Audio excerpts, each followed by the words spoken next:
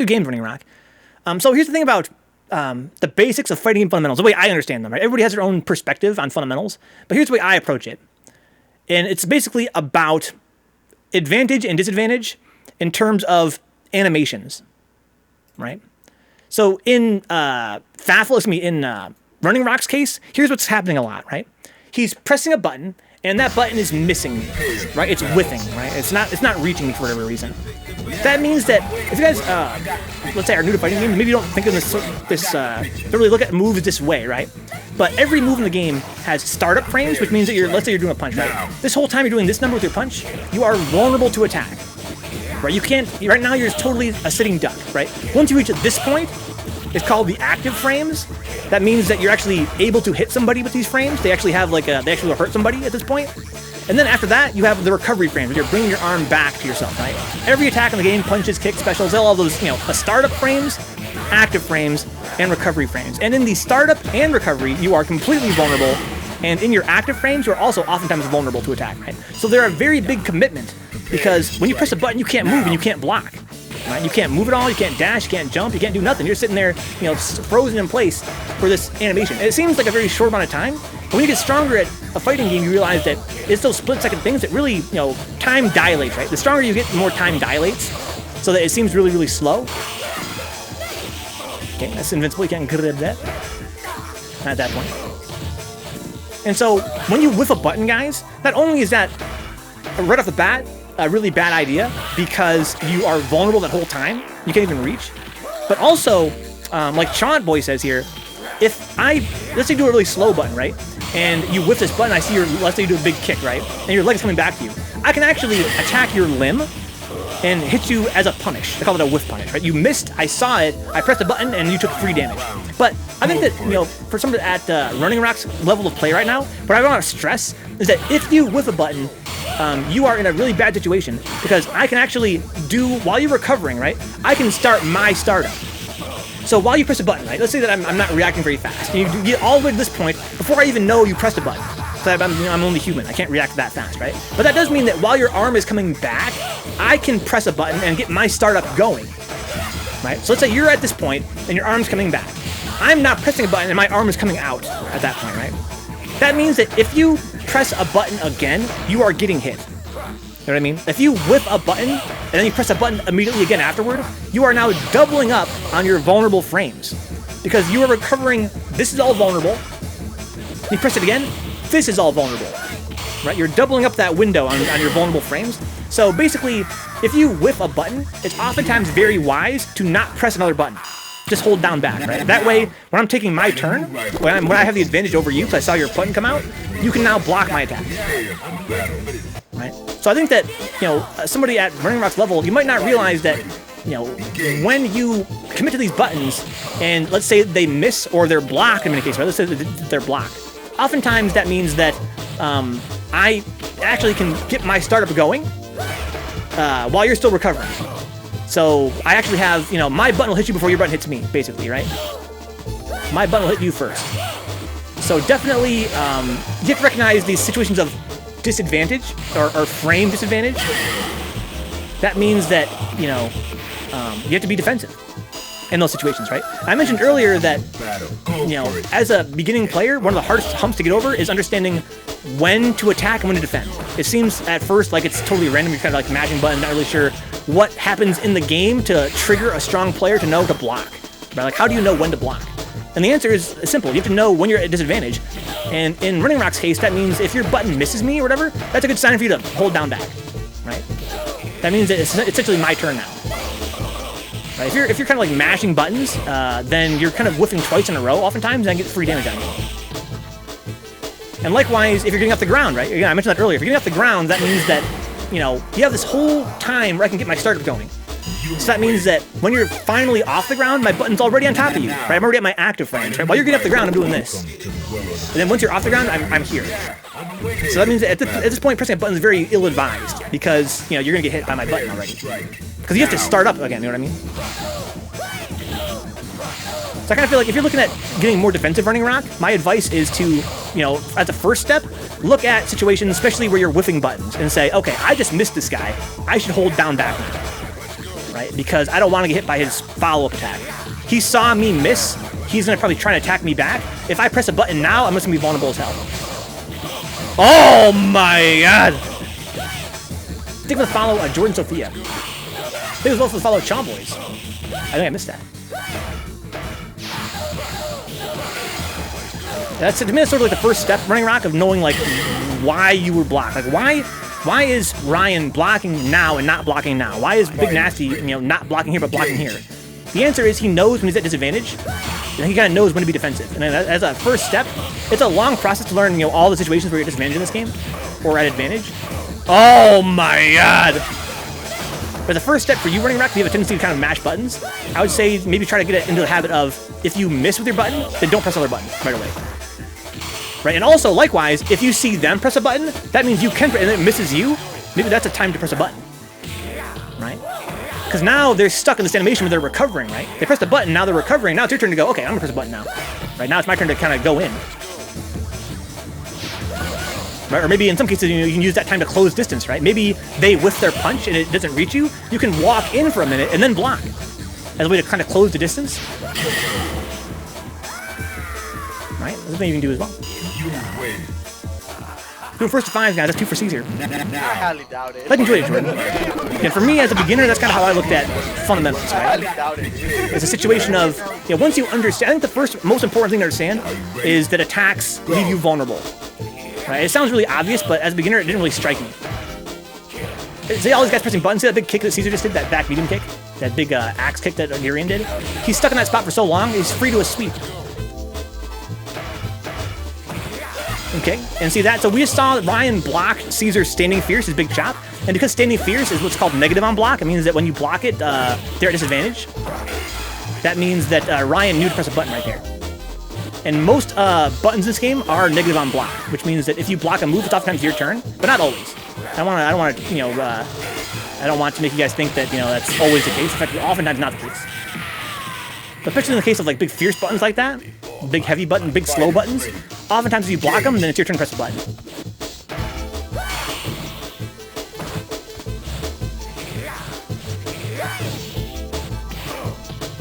Yes, Zspectrez. You also be really aggressive in this game. This game is a very much a mind game. Is just math, Chomp Boys? No, not quite, not at all.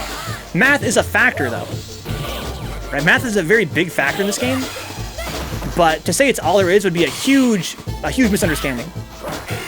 Because once you guys both, here's the thing, Chomp Boys. Once you guys both know the math, then you can start playing with it, especially in third strike, right? I mentioned before, like Chomp Boys. Remember how Urian did that Standing Fierce, the big chop, and Ryan blocked it, right?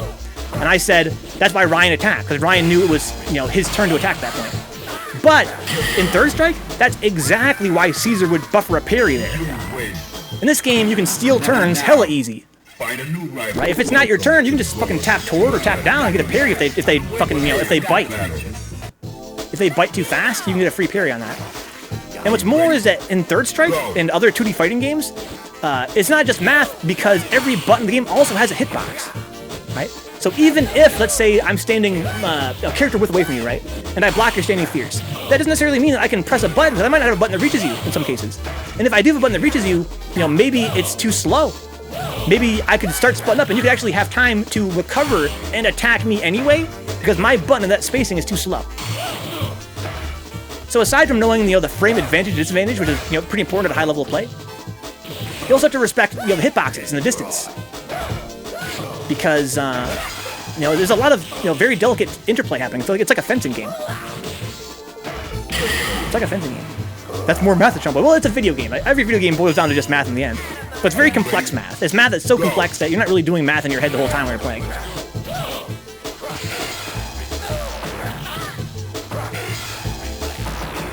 We're doing sets from indeed. Yeah, we're doing sets. The frames are just never so Faffel. People were doing this way before they had specific frame data. Exactly. Yeah, you don't have to know exactly how plus or minus you are. In fact, a lot of players, most of the strong players in the game don't necessarily know all the frame data. It helps some people more. Like me, I'm a very math-minded person. So for me, knowing the frame data is really important. But it's not true for everybody. Final round. Now. Yeah, and Envy knows what's safe and unsafe. And I think that Envy, a lot of players that don't know the frame data often get a feel over time for when they have advantage, right? What buttons have really slow recovery? I know Envy would know. Envy couldn't tell you exactly how negative Urian's Standing Fierce is, but he knows if he blocks it, he can press a button. Because he knows that, you know, it's got a really slow recovery. You'll get there, Running Rock. You'll get there. Yeah, I feel like don't overwhelm yourself. Again, I think that for you, a good first step would be, you know, because you have a tendency to mash buttons. Just if you miss once, then stop and watch. If you miss once, then stop and watch. Right? Because that's when, again, you're disadvantaged. Whenever you whiff buttons game, you're always disadvantaged. Always. Anytime you totally miss your opponent, that means that you are vulnerable like hell, and it'd be very unwise, and in most cases, you know, 9 out of 10 cases, to press another button again.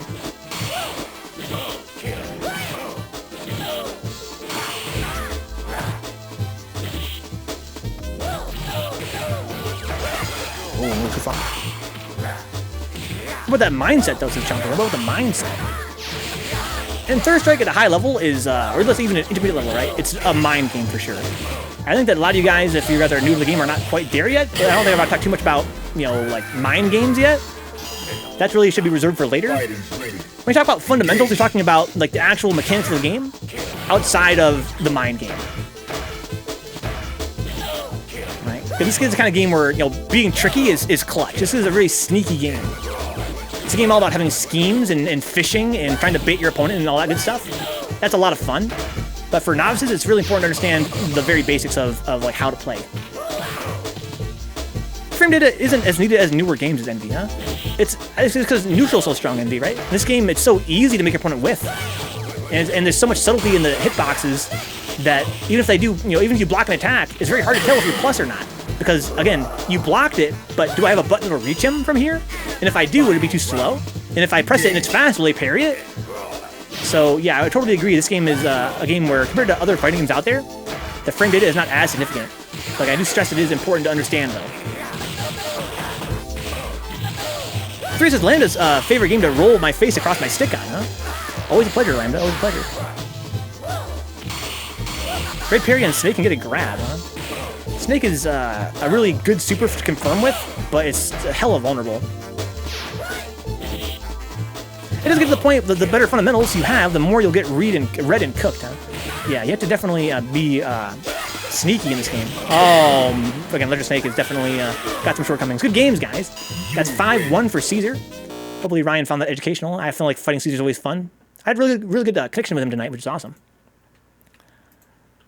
Sorry, I talked over that, guys. I feel like it's really. I have a Running Rock here in the chat. I want to give him a little bit of a lecture there. Can we run DrawnNeubert versus Faffel next, 1st to 5? Can we do DrawnNeubert versus Faffel? Let's do some games, me and you, Caesar. Later on, if you're still awake, or some other day. Tylaw versus fucking Blood Urian. That's gotta be fun. Any tips to shortcut supers? Yes, Jordan. For one thing, supers, you can end them on diagonal. If they're quarter circles, it's a little known fact among novices. You don't have to actually go down, down toward, down, down toward, toward. You can just do down, down toward, down, down toward, and press a button. It's quite a lot faster than you would think. You think it's just one input you can drop. It seems like not that big of a deal, but it actually kind of is a big deal. Well, I got the picture. And we mentioned earlier, Sophia, that when you buffer supers into like crouching short, crouching light kick, you can also buffer them in a kind of sneaky way to make it easier to confirm with. Of course, Rainer, of course. A pleasure having you, man. Nice to meet you. Here you go, guys. We're doing Faffel versus DrawnNeubert here. Drawn is a long-time friend of the channel named Nukepool. Faffel is also a long-time friend who I've had the very rare pleasure of actually getting to play with. I've known him forever, but he's never come by and play that much. He's finally here, getting some games. Buffer like a pre-charge. Yeah, so when I talk about buffers, Jordan, I'm talking about this, right? In Third Strike, it's very popular to do what's called a hit confirm off of crouching light kick. You do 2 light kicks, right? And then that gives you enough time to visually tell in that the 2 kicks if it hit or not, right? That way you can know for sure if it's worth spending the bar for super. It's called a hit confirm. Right? That way if they blocked it, you can go, oh, fuck it, I'm not gonna super. If they blocked it, whatever. But if it hits, you can super. So that way you can know for sure it's gonna work, right? Oh, shit. So a very popular buffer, Jordan, is to do crouching light kick, down and light kick, down toward, down and light kick, down toward, punch for super. Right? That way you get both of your core circles and both of your crouching light kicks in a very fast motion. So down light kick, down toward, down light kick, down toward. Then if it hits, you press punch. If it doesn't, then you don't. So I call it a buffer. The buffer is when you are executing the motion into, you know, another animation, basically.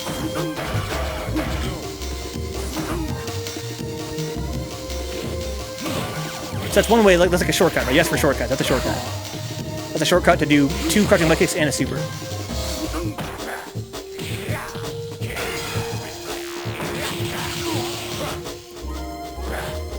Oh, man. Okay, Chansu here for Neubert. Gets caught hitting, so right there we saw, you know, the fundamentals we talked about come into play, right? Running around. We saw that Neubert's Tatsumaki was blocked by Faffel, and Tatsumaki has a very long recovery. It's very negative, right? It's very negative on block. It means you're disadvantaged. So for him to press another button there was very ill-advised. He should have blocked that standing light kick from Faffel, right? He had no reason to do anything but block, or parry attempt, I guess, after his Tatsumaki was blocked. But he did something. He pressed some kind of button, he got hit by the light kick, right? Because he was attacking out of disadvantage. When he saw his Tatsumaki get blocked, he should have fucking, you know, been defensive-minded. Yeah, I want to stress that that's not necessarily true at a high-level play. It's a very mind game-centric sort of a game. So there are times where you'll be at disadvantage, like a lot of times, you'll be disadvantaged and you want to do something. You want to, you know, do something tricky, basically. But at Neubert's level and at your guys' level that are beginners, you have to consider the fact that if your Tatsumaki is blocked, you have to kind of, you know, you have to be defensive. That's your time to think, I should be defensive here. If I press punch, it'll release a super. If I don't, will it stop at the leg animation, or will it, or will I, so who's CD wig? Yeah, basically, if you don't press a button, nothing's gonna come out, right, Jordan? You have to do the whole thing with the button to make the super come out. That's why it's called a buffer. You're setting up a super in there. You're setting up a super, and then you can choose to do it or not based on, again, whether you saw the light kicks hit. Yeah, that's really hard for beginners. That's something you might not have to worry about right now, but it's a very important skill. Call it hit confirming. So crouching short, and then if you saw the kicks hit, then you press your super button, whether it be punch or kick, you press it, make the super come out. But if it was blocked, you don't press nothing. You hold down back and you block. If your tattoo is blocked, do it again, says Lamb. That's definitely one of the situations that Envy talked about, right? About how in this game frame data is sort of not the be all end all. Because Tatsumaki, it's got a, you know, the heavy one has a pretty fast recovery. It is negative, but a very fast recovery. And what's more is that it crushes lows. You can't hit with a low button, right? Because it jumps into the air. So there's a situation there where it's like, yeah, you're plus, but you're not that plus, and you can't really press a low button because you'll get blown up. So it's kind of like, even though you're negative, it kind of is still Akuma's turn. 1-1. But yeah, in the case of the last match, we saw, Neubert used medium Tatsu, which is a very long recovery. It's not the same thing as like heavy Tatsu from Akuma, which is very fast recovery. Yeah, Jordan, if I were you, I wouldn't worry too much about like shortcuts and shit right now. Go. Yeah, I think the most important thing for a novice to learn is how to win without doing any specials or supers. It really is just a matter of understanding when to attack and when to block, and what buttons to use to attack with at certain spacings. That is the number one thing you have to learn in Third Strike. Once you've got that down, you can start to look at, you know, how to do, you know, your specials and your supers and whatnot. That's me personally. That's how I feel. I wouldn't worry about finding like shortcuts and stuff yet. And the whole point of the crouching short super is not to like learn a shortcut. It's just fun to hit confirm. It's easier to hit confirm. If you're not going to bother trying to hit confirm, there's really no reason to try that. And it's really hard for beginners to learn how to hit confirm. I have to just use macros. I just cheat. Come on, Apple. Oh, here we go. Party time. Smash Bros. Looks like it has legit competition, huh? All-Star Brawl from the Nickelodeon. It's beautifully animated, bigger characters with smoother scaling in and out. Favoring IN, TMNT, SpongeBob Patrick, Thornberries, Reptar, etc. The trailer, from what I saw, doesn't necessarily convince me it's got good animation. What excites me, Ayo? I was really down on that game at first. I really thought it was going to be pretty ass, because I played through Cartoon Network Punch Time Explosion. That game is so bad. It's a Cartoon Network Smash Bros. Clone. It's so bad. But I found out, guys, that this Nickelodeon game is developed by the developers of a game called Slap City on Steam. And Slap City is a very highly reviewed Smash clone. Very highly. Maybe even the highest reviewed Smash clone out there. So I would say this Nickelodeon game actually has a good shot. I have a hard time buffering supers. I always telegraph them, because I see you animate. I don't know. I feel like it's not really that much of a thing in Third Strike at a intermediate level. Just like buffering your super and having people see it coming.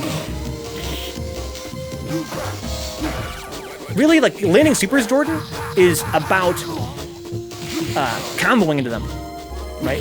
Like, jump in. Who do you play? Sophia? Let's say you're playing Ken, right? Jump in roundhouse. If it hits, or let's say even if it doesn't hit, right? Then you have enough advantage after that to go crouching medium kick, right? And if you saw your jump in hit, then you can super.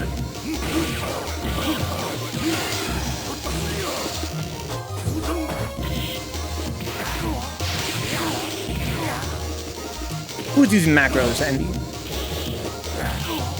Lambda? What word told tonight? Oh no, could have killed him right there.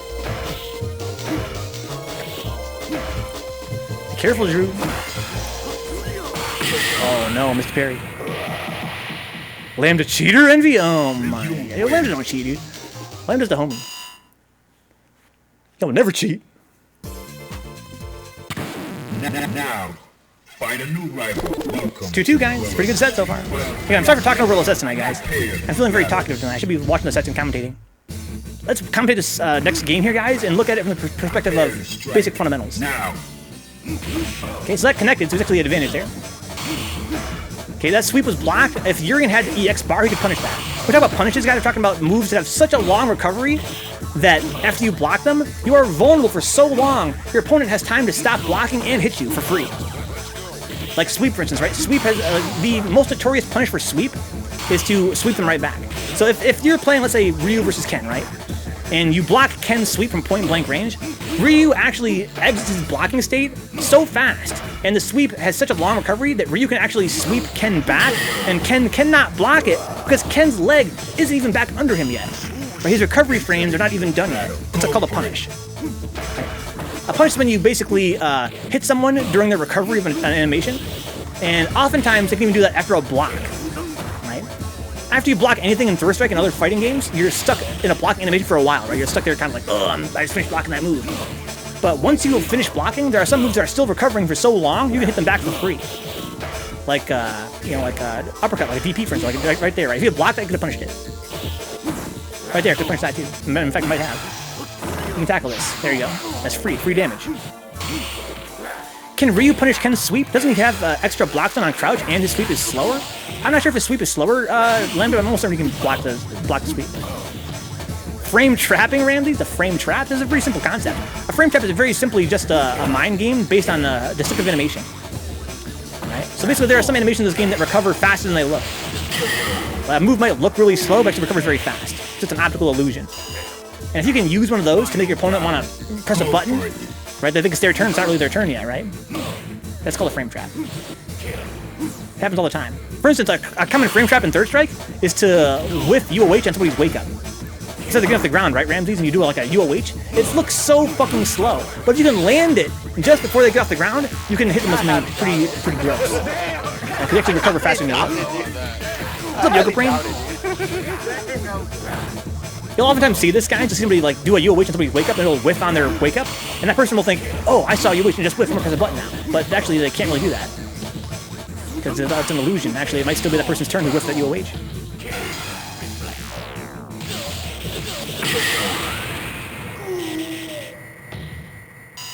You win. All right, guys, a hell of a set. We're going back and forth, dude. We're going back and forth. Hola! Hola! Find a new rival. Welcome to the world. I have to parry Bull Spectre exactly. Faffel has these unblockables, dude. I got the picture. Beep it up and up, beep up, beep beep beep dope. Fighters ready. Engage. Once they move start of the round. Okay, small whip punch there with the jab. This is punish after the parry.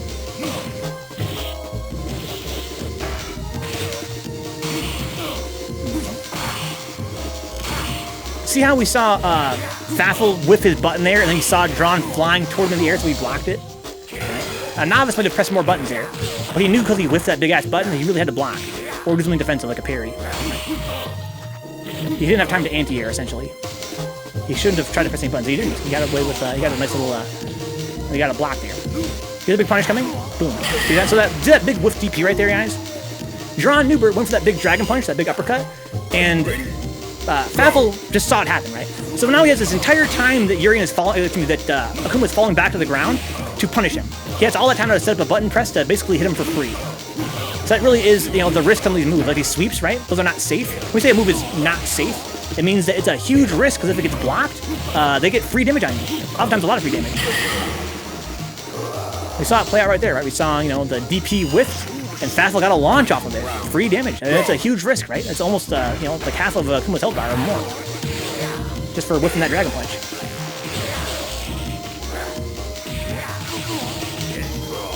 Okay. Wake up DPs.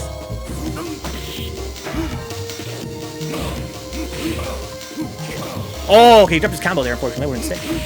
On the overheads, you have to block those standing. There are some buttons in 3S where you have to block them standing because they're called overheads.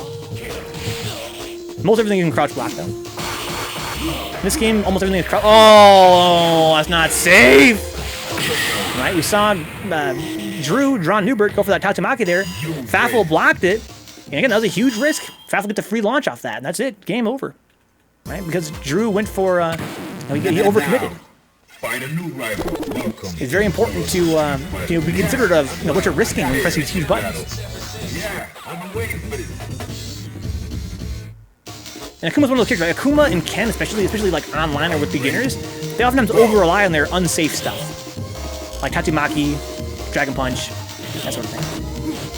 Jodan in Ryu's case. Right, when I was fighting Running Rock earlier, I blocked a Jodan, I hit fucking Crouching Mini Punch for free, right? It's free damage. Thank you very much, sir. Sweeps. Not safe.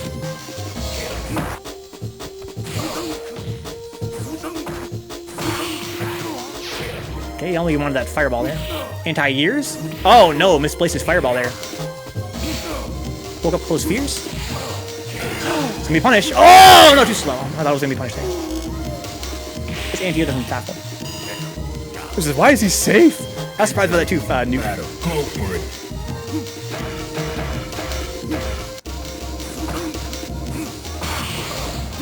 Nice little slide there. Parrying the launch. Unblockable. Oh, nice parries! Wow, sick escape there from Drew! That was sick! Got all the unblockable set up. Half to parryables. Probably a sick move, Zspectrez. Yeah, they oftentimes are very rewarding if they hit, right? They're really rewarding if they hit, that's why a lot of newbies use them too much. But if they are blocked, then you're unsafe. Oh! Oh, I could have comboed that.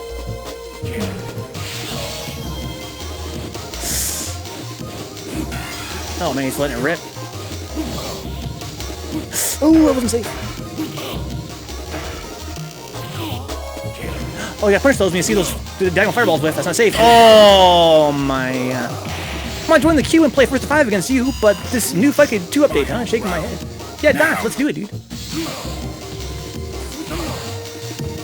Where are you from, Doc?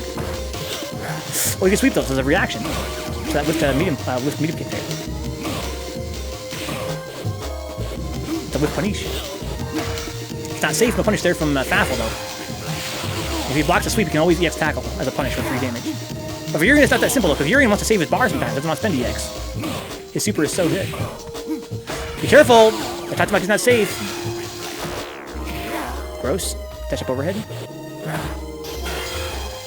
Oh no, hit by the fireball. That should have worked. Oh, be careful! Oh no! Oh, that's a punish. Good shit. Faffel's actually pretty decent, man. He's very aware of all these unsafe things that Drew is doing. Good shit. Well played, gentlemen. I'm going to add Docked to our list of sets tonight. List of competitors for the exhibitions here. Can we get I want to delete this here. Oh, Neon has no opponent now. Right? Is that what happened here?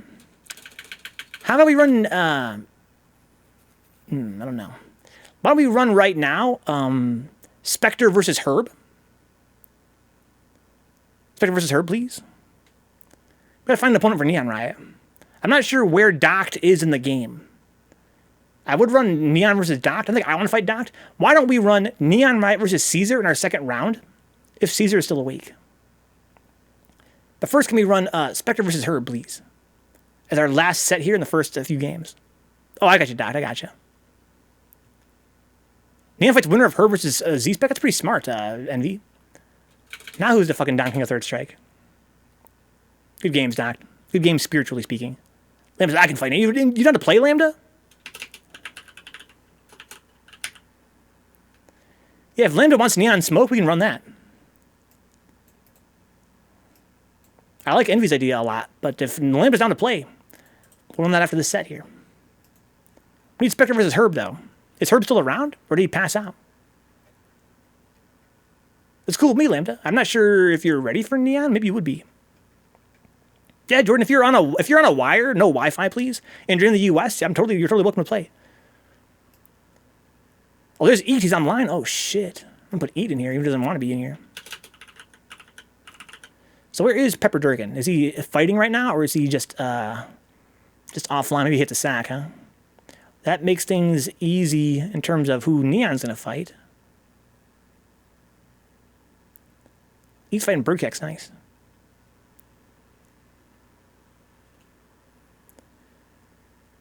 Okay, let's see here. So is Herb up here in the H's? He's not. He hit the sack, huh? It's pretty late, guys. Why don't we run... I wish EAT was in the chat.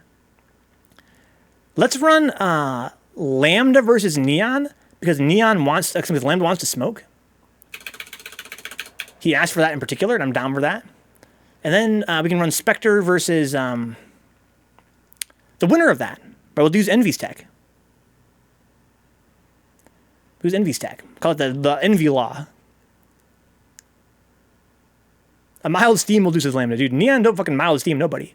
He cooks them, dog. No, but Neon's a great guy. He's a very good sport, and you guys are going to have fun. I guarantee it. I haven't seen you play in a long time, Lambda. I'm not sure where you are. I might be surprised. You might fucking body Neon for all I know. But Neon's gotten pretty scary recently. So the winner of this will fight Spectre. Courtesy of Envy. Apple says, man. I play my notebook. A hard connection isn't an option. There's no Ethernet port. Jordan, that's crazy. We can get a USB adapter for that, Jordan. I'm sorry, Lambda. It's been so long, Lambda. I have no idea. I have no idea where you are. For all I know, you could fucking, again, you could totally Shrek Neon for all I know. Well, I got the picture. That's not true, Chunk. There are updates. There's no updates to the character balance, but Fight K does updates all the time. Kind of annoying. You have to sit around and wait for an update sometimes. But no, there's no changes. Yeah, for a game like Third Strike, Jordan, playing on a wire is pretty important. Because it's the kind of game where just a couple frames drop can mean life or death. It's a very fast-paced game that way. And so having that, instability is, even if you have the best Wi-Fi in the world, right? Having that little extra instability is sort of like a sign to other players. You're not taking it that seriously.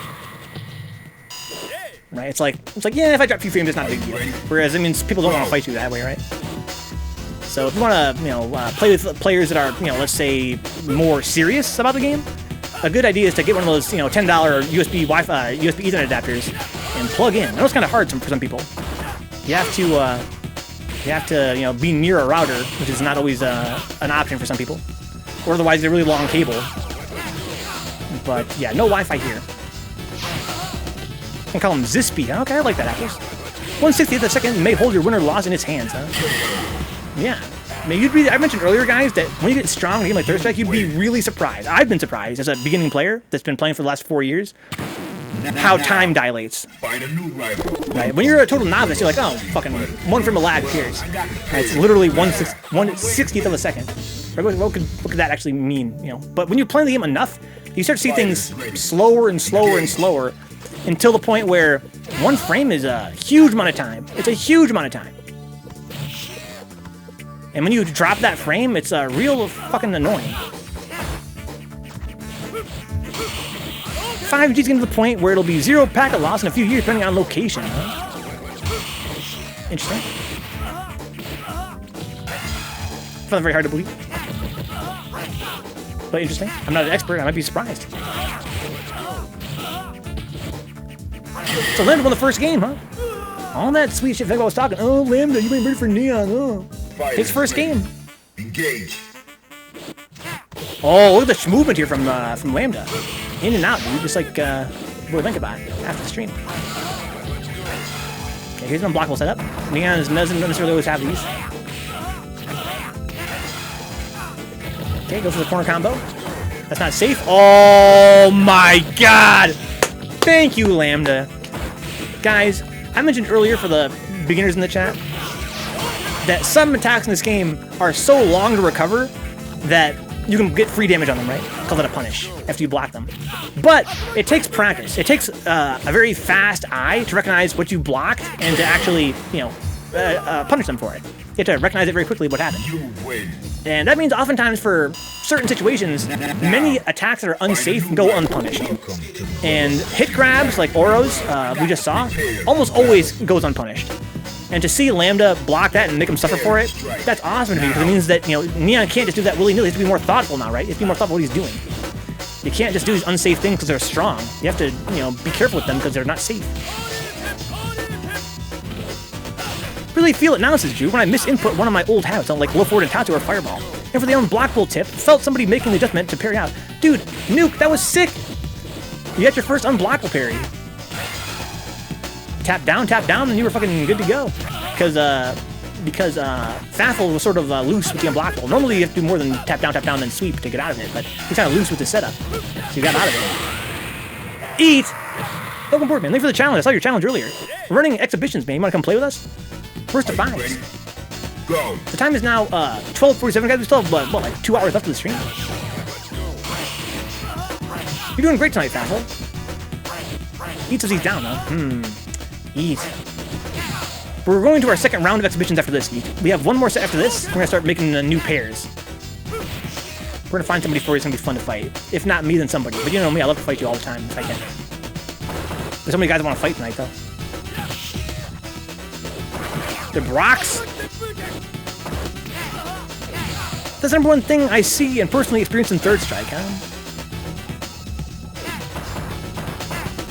Missing Quick Rise. Well, Quick Rise, you don't always want it. I mean, you almost always do in Third Strike. Almost always. But not always.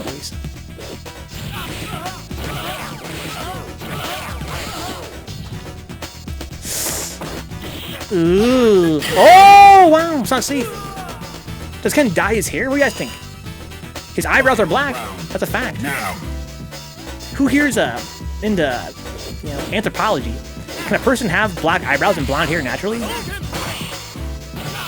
How about this? Does he dye his hair? Chomp, does he dye his eyebrows?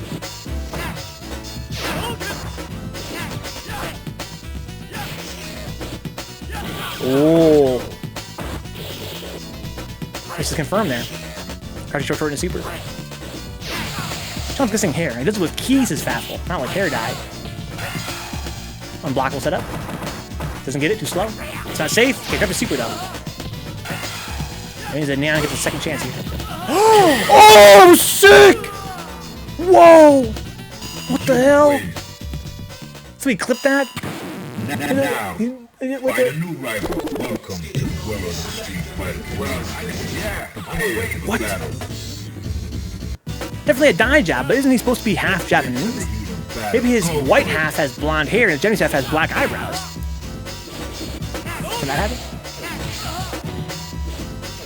Urian's best situation is off a hard knockdown, and one of his primary offense tools is a grip. The grip, so good. He turns his grab into a hard knockdown every time you're giving him an easy game. Oh no, could've got a much better punch off that. Ken's hair, when it's buzzed, his shirt will look brown, huh? Is that true? He's really half a Zspectrez, he's half Japanese. That's Japanese. Gribs! Good mashing here from fucking Lambda. Wanted super there. Must have fucked up his motion. Prepare to strike. Your emotion in motion. He's got like an older Homer Simpson chanting, dude. Oh, here we go. Oh, he dropped it. That's interesting. I thought it was going to be for sure a combo. Okay, a little too slow there. There's a big punish. Again, they can't do that fucking hit grab like that. That's free damage that Lambda just got, right? We talked about that earlier. That's free damage because Neon's recovery was so long. On that block hit grab.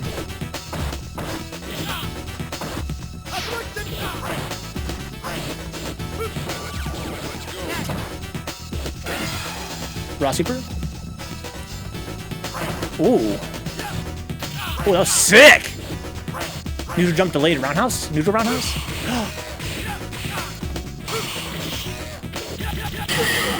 Oh, his hair will look brown. Okay. We'll only get blonder when in the sun. Okay, gotcha. That's 2-2, guys. Winner of this fight's Spectre. We're gonna do, you know, new pairings, including throwing EAT in the mix. EATETEET. Are you ready? Go! Oh, that was fucking movement. Now we're got the double jumps, so tricky. What's up, Carlos? What more, dude? We're playing fucking Third Strike exhibitions. It's so much fun. Talk about fundamentals. Got some new players in the chat. It's always a pleasure. Just playing some fun first fives. Gribs. I fucking slept on Lambda for sure. I slept on Lambda. DP, it's Neon's favorite in the corner. Ooh, oh, he launched him. Got a little combo as well. Good awareness. That would have chipped if he had blocked it, because special moves in this game will do chip damage if you block them. But there was no guarantee it was going to hit. If that had whiffed, it would have been really bad for Neon. That was a pretty big risk on his part.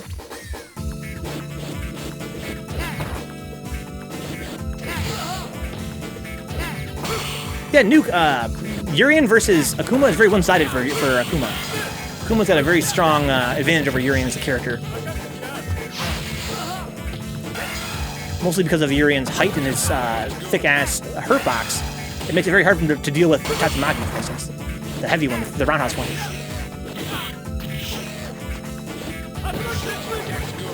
Of course, Urian has very high damage, and Akuma has a very small health bar. Oh shit, he fucking moved while he was off screen. That being said, mostly because of Akuma's movement and his Tatsumaki, the roundhouse one, he's very strong in this Urian. Oh, so ballsy, man. This man has fucking DP. You win.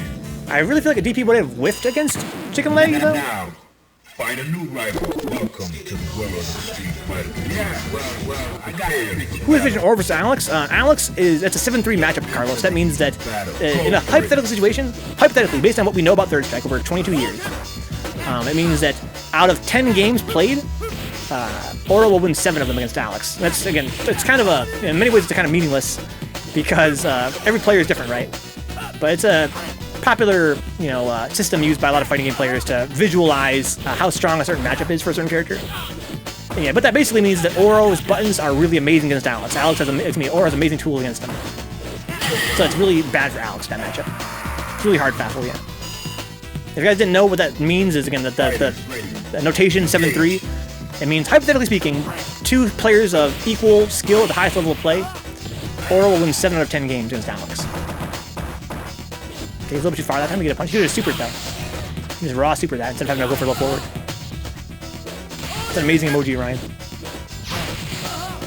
What makes this match so hard, Carlos, is the fact that Oro's far roundhouse and with his big ass leg lift, especially, and his medium kick even, mostly his roundhouse, has a hitbox that's really hard for Alex to deal with because Alex's pokes are all mediums. So Alex pokes with his crouch medium punch and his far medium kick, right? And Oro's standing roundhouse has a hitbox that is very active. It's got a lot of active frames, and it's very big. It basically works really well at that same space where Alex wants to poke from. And in Third Strike, guys, there's a priority system where heavier buttons will beat light buttons if they collide at the same time. Right? A lot of players don't necessarily understand that if they're new to the game. So basically, if you are poking with a heavy button and somebody presses a light or medium button into your attack and they hit the same time, then the heavy will win. They won't trade. You only get trades in this game if 2 buttons of equal priority hit each other at the same time. This is punish there. This is super right there as well.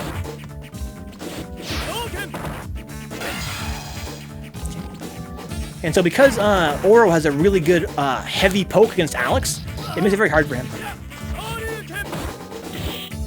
Wonder why third didn't include the backgrounds of Second Impact in the original, huh? Well, there are those that say that memory was a factor. I'm not sure how true that is. I feel like in this era, memory wouldn't have been as much of a factor.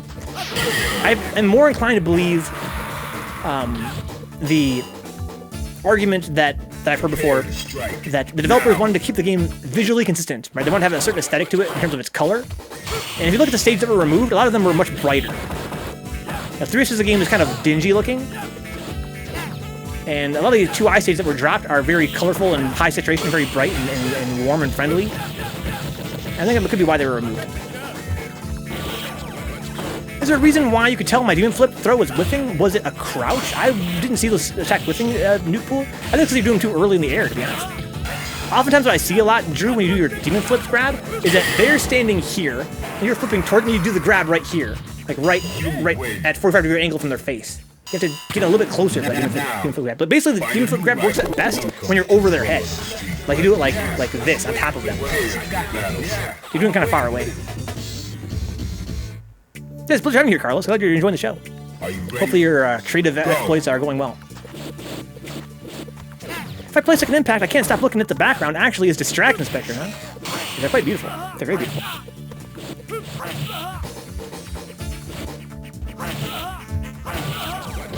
Okay, there's stun. Oro's a stun monster. Here we go. Is he gonna be able to kill? Okay, Neon's always working on some blockable. Here we go. Oro's a very scary character to high-level play, guys. He has basically one-touch kills. That's what it looks like right there. The unblockable setup. He has a loop, unblockable into unblockable. So many more roster characters, necessitated stages with less intensive data, huh? As well as some characters sharing stages. So AO says it's a memory issue. I mean, is Star Trek at a capacity for the cartridge that it's on? I just find that very hard to believe. But I guess it's possible.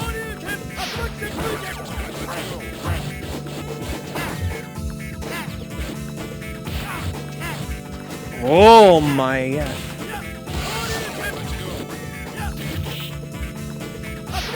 Oh, the punish! Sick! Oh no, he dropped it. This is very unfortunate. Oh my god. That was a really great punish, though. That's that. That was a punish guy. Remember we talked about that before? About the whiff dragon punch?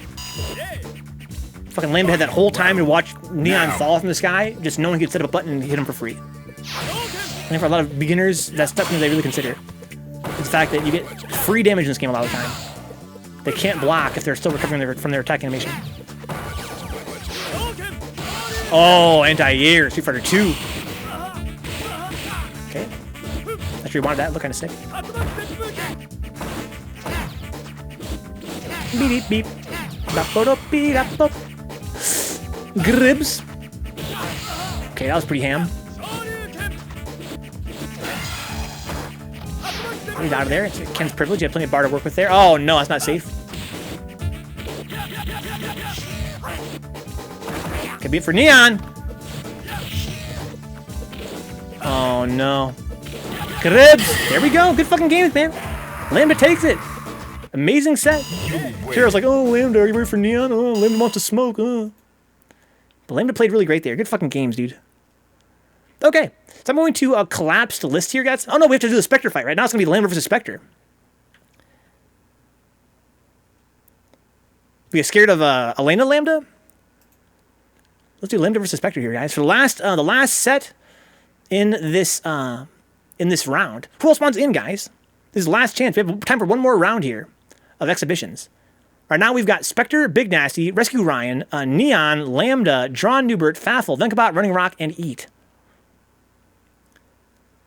This is your chance to jump in and get some first to 5 here, guys. Okay, if you're brand new to the game, it's whatever. Put you up against Running Rock.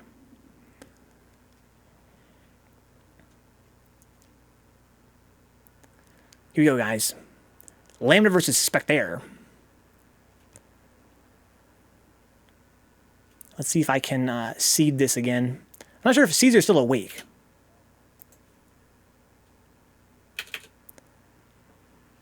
My memory's fucking terrible, Lambda. To be honest, I don't even remember that. But you're looking mad good right now, dude. And beating Neon is no small feat. So who's AWOL? LambdaComplex, right? Yes, LambdaComplex. I highly doubt it. I highly doubt it, dude. We need Caesar about about. Damn, Caesar. If it was merely a new aesthetic and not total file size limitations, why do 8 characters share 4 stages? That's definitely a good question. I like that point you make. Yeah, that's a really good point. Why would they if it was just size limitations, right? But I mean, maybe they thought, I mean, hypothetically, dude, maybe they couldn't find enough stages that fit their aesthetic. All right, and that's a reason, not a great reason. But I would kind of almost believe it. But again, your point is very good. That makes sense that it'd be a size limitation because they share stages. But I can also see it being something dumb Capcom did just to be dumb.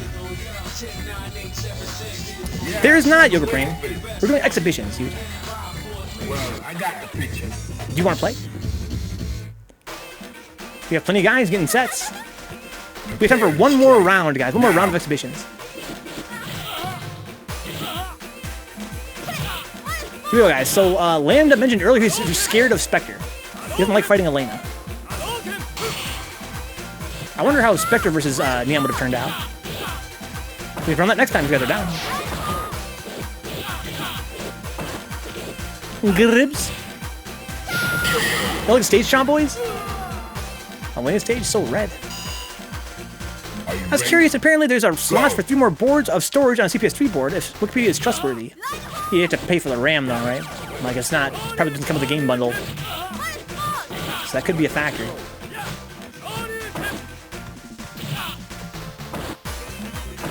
And CPS3 is, you know, Third Strike is a cart. Because what are you doing for the sets, huh? Chance of drank. Right into the stream drop right now. The time is 1 o'clock a.m. I think we probably have time to do one more round of sets, and probably have to end the stream, unfortunately. No, actually, Ibuki's is different. They look kind of similar, though, right, Carlos?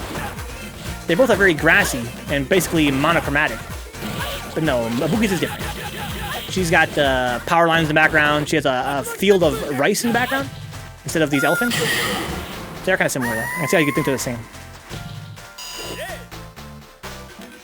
Final round. Oh, the soundtrack. Beats and beats and beats. Okay, nice spacing on the overhead.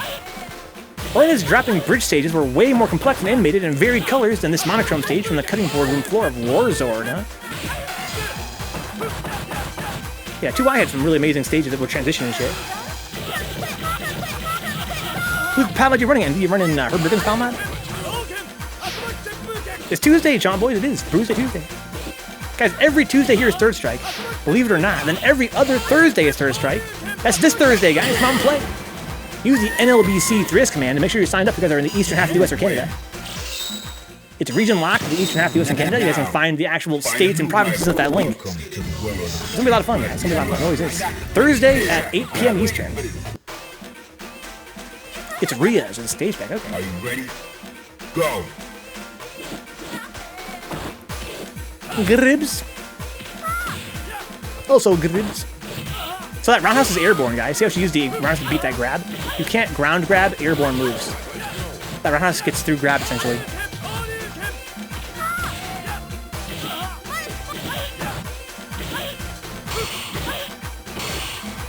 Throw text. Oh, parry and short super. Yo, Mew generation AO, that'd be sick, dude. Can't imagine a Third Strike mod where all the sounds are replaced with kitten sounds. Into the heat of battle. Street Fighter 3 Mew generation. Just got announced, Faffel, and you did, yeah, on Monday. People fucking don't sign up though, Faffel. They always wait. They wait till the very last minute. It's so frustrating for TOs. It'd be great if you guys would just sign up if you guys are thinking you might be able to play. And then let us know if you can. So you have an idea of how many guys are going to show up. Oftentimes guys wait till the very, very last minute, huh? They wait till the very last minute and they get a huge deluge of guys. Oh my god. Isn't it something like that sometimes though, Sean boys? You see it a lot in cartoons and shit. Is that never really a thing that happens? Maybe if you're like at the equator or something? Oh, it's a punish! The punish! Oh, wake up Scratch Wheel. Get off me! Oh, that's a punish. We didn't get the combo though. Wake up Dragon Punch, very high priority. It's by that one. Good night, Jordan. Pleasure having you. I will see you around. Look at the follow, by the way. Sleep well. Oh no, because that's fucked up then, because this is Faffel. Some would never be that big, huh? He's even cartoons. I played NBC for Strive like 3 days ago, huh? NBC is hella fucking tournaments, man. It's so much fun. What a series. All different games. Jabs out there, interesting. Oh, BC, British Columbia, huh? No BC. They have it for Strive, though, huh? So our rationale, Faffel, for our region lock, we used the same region lock they were using before for NLBC, I think, Super 5.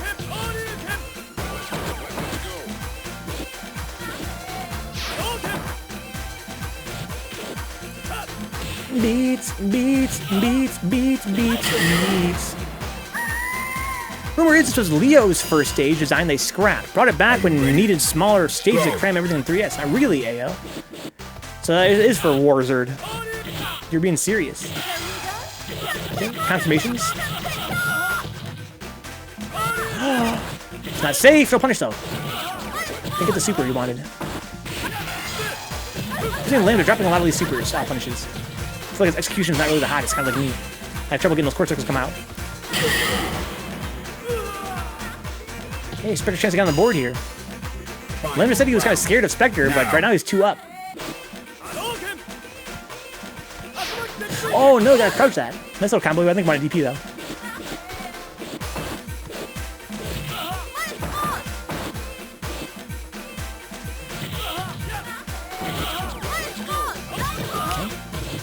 That's got a little bizarre little same set to punish guy. We talked about punishes earlier.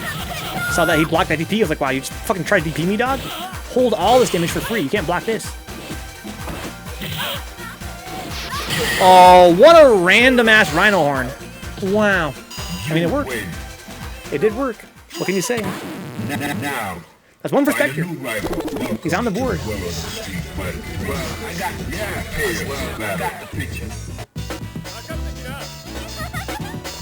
Prepare to strike now.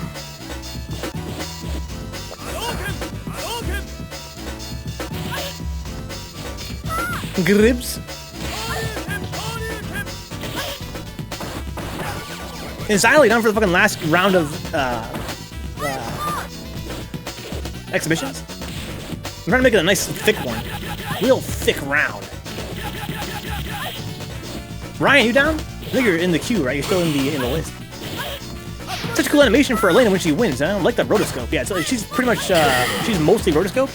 But there are those Carlos that hate her for that. I think it's somehow a lower art form than other characters who are less rotoscoped. I don't mind, honestly. I just like that she has really long legs, and she shows a lot of booty when she does her victory poses and stuff. I'm not a tough man to please. Gribs. How do you hate Elena's sprite, dude? Oh no! That was so ambiguous. How the fuck did that cross up? How the fuck? Good block there from Spectre. I would have made that fireball. That's a punish. Oh, that's Japanese! That's Japanese! Oh my god. Still died though, fortunately. I'm saying Carlos. I don't mind the rotoscoping, dog, to be honest. To me, it's whatever. But like, she has no toes or fingers. But they rotoscoped her so she has smaller limbs than all the characters do. Because she had to have more human proportions to match the rotoscoping. As a result, she has no toes or fingers because her extremities are too small to basically render all that.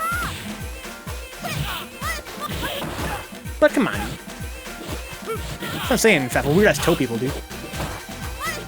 I could probably date a girl, guys, and not even realize she didn't even have toes until fucking, our anniversary, probably.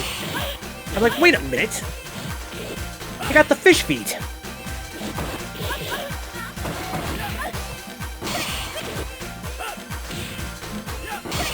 Oh, missed a second parry. Crosses us, whatever. I'm good too, dude. Little aftertouch there. Oh, yeah, defeat cutscene. Ass was formative for young Ayo Yo Yo on Dreamcast AO, huh? Yeah, I don't mind defeat. I ain't mad at Elena for sure. For her rotoscoping. What the sketchy dude's fingers is Chanta? Oh shit. Oh, you punished that. You can fucking grab that or something. Walk too long on the beach in the middle of the day, huh? Toes got melted together. Rest in peace. Very unfortunate. Okay, there's confirmed a 3-piece. Yo, Lambda is going fucking ham right now. He's looking unstoppable. Dude, looking raw unstoppable. Shout out to fucking Kim Possible. Just I fucking hate Ken. Slow it down, Spectre. Slow it down. It's Ken, man. He's got hella privileges. Now, That true Chunk was in a movie. Somebody's toes melted. Nope. It's Ken, man. He's got hella good buttons. Slow him down, he means. Oh, Spectre. Spectre! Do you, dude? Oh, that was sick. You do you, dog. Wi-Fi Kai, you can't. Wi-Fi Kai. Third strike, third frame, no mercy. Revolutionary War. His toes melted in the Revolutionary War. Oh, the Dragonfly. That's so much damage. Wi-Fi Kai, MD. Wi-Fi Kai. Oh my god, that's hilarious. Oh, these touches aren't fucking getting the job. He wants to chip so bad. No, get DP'd. Oh, he's fucking spamming it, dude. He's spamming it. When you fight Akuma, what makes it scary? So, Nuke, one thing that Akuma can really do really well against the entire cast is zone them out by jumping back or neutral jumping and putting out fireballs. Air fireballs. If you can space your jumps just so to make it very hard to, you know, to move, but like hit by a fireball, that is one of Akuma's privileges. Good game, Lambda. That's one thing. Overheads, you use those pretty well. Okay, guys, so let's see here. We have Spectre, BigNasty, RescueRyan, neonriot, Lambda, DrawnNeubert, Faffel, Vencabot, Running Rock, and EATEET. Guys, who else wants to jump into these sets before I start making pairs? The time is now 1:12. Maybe you guys, maybe like a minute and a half to let me know if you guys want to play. If you guys want out, let me know as well. I can get you guys out of here because I'm trying to pass out. We have about an hour left on stream. And I know it can definitely be kind of a long time to wait sometimes. Ken's privilege is that of a rich white male Karen, huh? Yeah, he's one of those guys, man. But you gotta fucking block, Spectre. We told you gotta slow it down. You hit by like 10,000 DPs. That's just not safe. That's just not safe. Just says maybe he is good. Lambda is good. Lambda is good. For sure he's good. This is nothing but blocking, dude. I was trying to block. You see me fucking 90% by that whole set. It can demoralize an opponent if timed perfectly during a match where your opponent just started feeling themselves, huh? Healing Elena in 3S isn't good as 3-4, huh? Hard pass. Yeah, fuck healing. Don't disrespect my man, Ken. His father sent him to Goken to learn discipline, huh? Is that true, Goopy? I don't really know the lore. Just too fast for me to react to, especially online to Lambda. Well, I mean, depending on the connection quality, I really feel as though Elena's not really that bad to react to. Just somebody what's the opposite he should do, huh? That way he can feel more independent. All right, guys, so let's start making some pairs here. Let me start seeding this, if you guys don't mind. So I want to put BigNasty on top, if he's around. Do you guys think Caesar's still around? Who can check the list for me, the live list?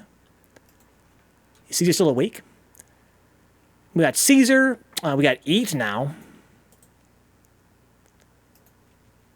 Okay. We got Vencabot. SpectreRyan. neonriot. Lambda played amazing. I'm going to put him... let's put him right here for now. Faffel, Neubert, and Faffel. Faffel's been doing pretty well. Let's put it like this. I think I like this. That looks great. He owns hotels, huh? All right, guys. We've got 1, 2, 3, 4, 5, 6, 7, 8, 9, 10 guys here. If nobody wants to jump in. Let me make doubly sure that BigNasty is around. Is he up here chilling in the bees? There he is, BigNasty. Okay, he's still around. If he isn't passed out of the computer. Okay. So let's start making some sets, guys. So I want to make these different from last time. I think I want to fight Running Rock again, if you guys don't mind. That's Normally, I'd love to fight EAT or Caesar or Lambda or Ryan or Neon, but I really am invested in Running Rock, kind of getting past this plateau he's hitting. So I'm gonna fight him if he doesn't mind. That is. And let's see here, Faffel and Neubert. That's what we ran last time, I think, right? So let's start off. Why don't we do EAT versus RescueRyan. I want to see that real bad. Lambda versus neonriot.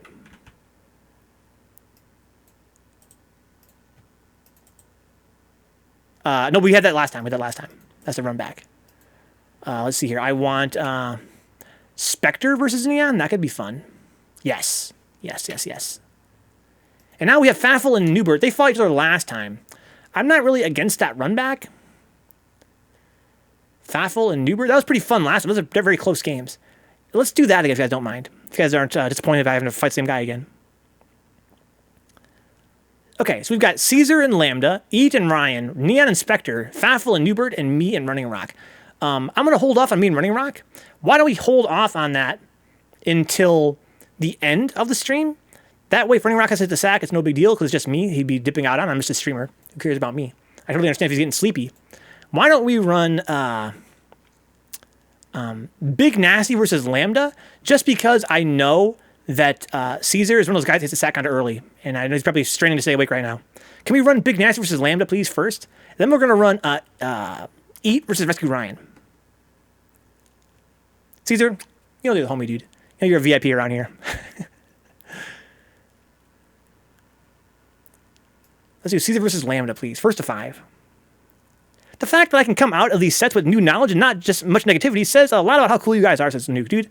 This is a great community, man. I'm really grateful to be a part of the Third Strike scene here on Twitch. It's magical. He ain't Nocturnal Bootcamp. He ain't Nocturnal, dude. This man is always fucking passing out, dude. BigNasty privileges is the opposite of Ken, says Spectre, huh? More matches to watch and learn from this Running Rock. Yeah, if you can stay awake. Yeah, me and you will close the night out, dude. Me and you will close it out. In fact, if you want, we can do like a first to 10. If you're feeling sprightly at the end of the night. Yeah, I'll play Ryu against you. And if you don't mind, I'll play kind of slow. I don't want to disrespect you by sandbagging, but I do want to kind of like do drills. I look at it like drills, right? Here we go. Lambda versus BigNasty. First to 5 is Lambda, yes.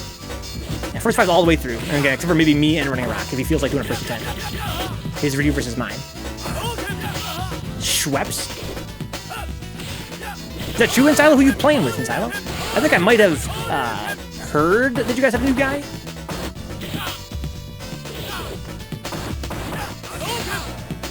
So we got Ken for Ken, Rhyme for Rhyme. Put all things aside, aka Big Plasmy versus LambdaComplex. That's a fucking Big Plasmy. Prepare to strike now. Guys, every time Big Plasmy gets a double dragon, gets he juggles uppercut into uppercut. I want you guys to doubt in the chat, please. Oh, that's Japanese! That's Japanese, dude. Oh, it's a punish! He missed a super. He's been missing that all night. Let's play Alex, huh? Nice. That's Japanese! Thank you, Spectre. That's fucking Japanese, Rick! That's Japanese. Oh no. It's Japanese, who can't. Let me speed up here a little bit. Oh no. Here we go. Nice punish there from Lambda. Oh, same side? Oh, that's not safe. No punish though. Oh, that's so salty. That was the end of the game. Lambda dropped the punish there, the round-winning punish. Oh, be careful. Oh, sick. That's very unfortunate. So right there, we talked earlier, guys, about how certain moves are unsafe on block, right? We saw BigNasty sweep Lambda there, point-blank range. Lambda could have killed him right there for free. But he didn't react in time, or he had bad execution. Either way, he didn't get what he wanted. Lambda, me and you both, dude. My execution is insanely bad. It's insanely bad. Like, I just mash buttons. Fighters ready. Engage. I'm fucking mashing and just rolling the stick around. Nice punish there on the whiff DP. You should, Chompo. This game's amazing. It's free. Yeah, it's piracy. You guys like piracy? Oh my god. Oh, I'm teaching my gribs. Oh wow, Dutch been blocked that crouching short. That was crazy. Interesting trade with the fireball. Missed his punish on the Tatsumaki. Hit him, got the wrong direction. Oh! Oh, he thought he had that. Okay, see, he goes for the red parry. Doesn't quite die for it. Oh! That's the mind game we were talking about earlier, guys, right? So basically, Caesar whiffed his grab. Grab recovers very fast, so even after you whiff it, your opponent oftentimes cannot punish it, and then oftentimes as a reaction, go for a very fast low button, or a standing light button, both of which are down parryable. A lot of guys will automatically tap down after they whiff a grab, and they'll steal a turn. It's really frustrating. Billboard's strongest. People are confirming, just practice, Carlos, just practice. I'm ass at confirming, but I know that all you gotta do is go to training mode and do it over and over and over again. Okay, so piracy for everything Nintendo, huh? Fuck them.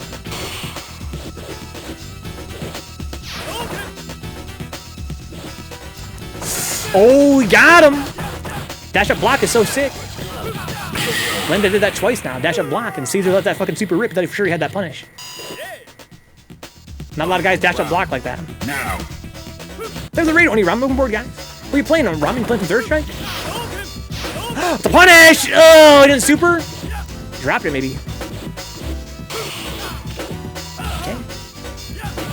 Dash up block, Spectre. Was good on your ramen. Hope you had an amazing night. Ooh, you got that. Wow, I'm surprised you didn't get a parry there. I did some music and I got you. Yeah, I agree with Akai, strongest. You should definitely get on fucking Fight Game. He's up by 2. But these are close games. Now. Find a new Close rival. fucking games. Welcome to Dwellers. First end of the night here, guys, with some Third Strike exhibitions, first to 5s. All the homies getting games.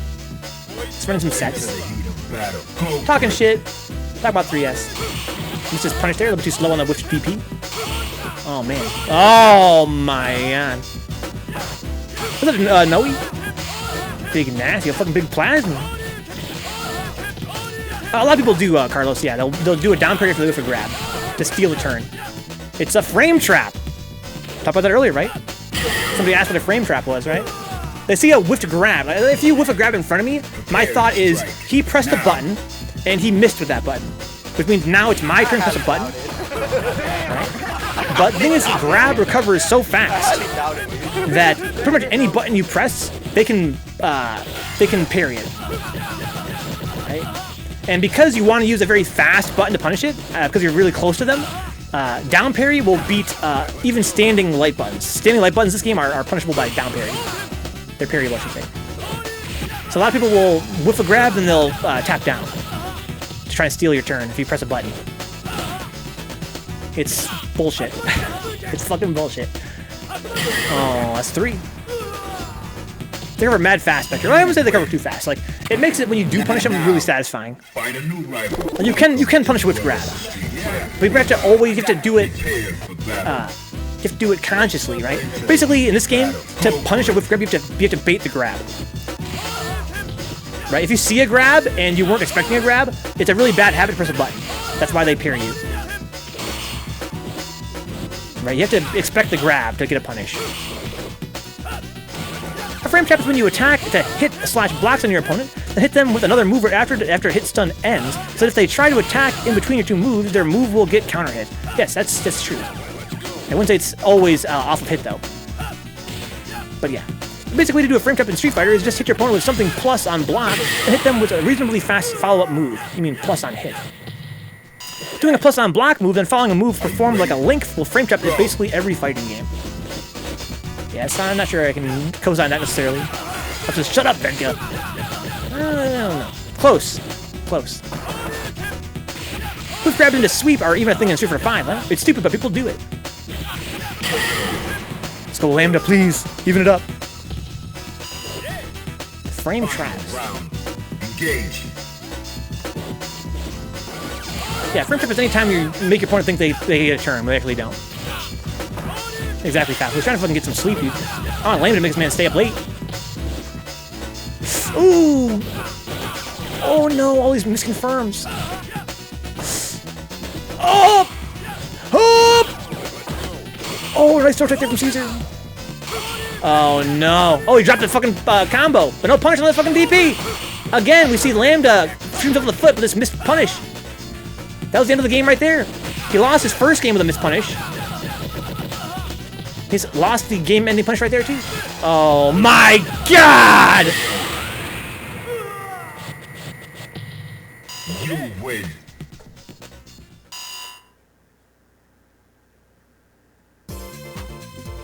I highly doubt it. I highly doubt it. Find a new rival.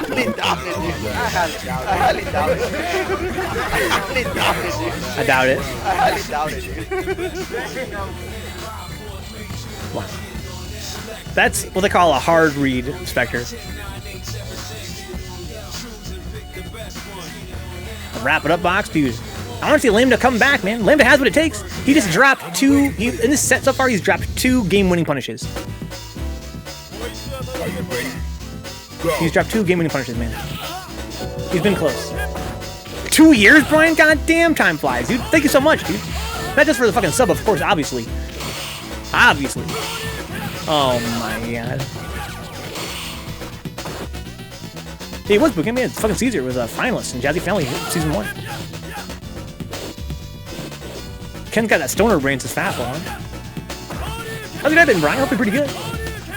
He was playing Third Strike here.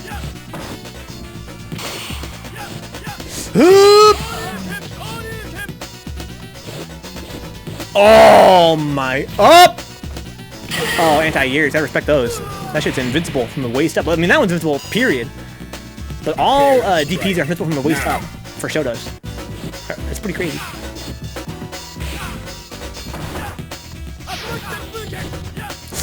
Oh, gotta punish that.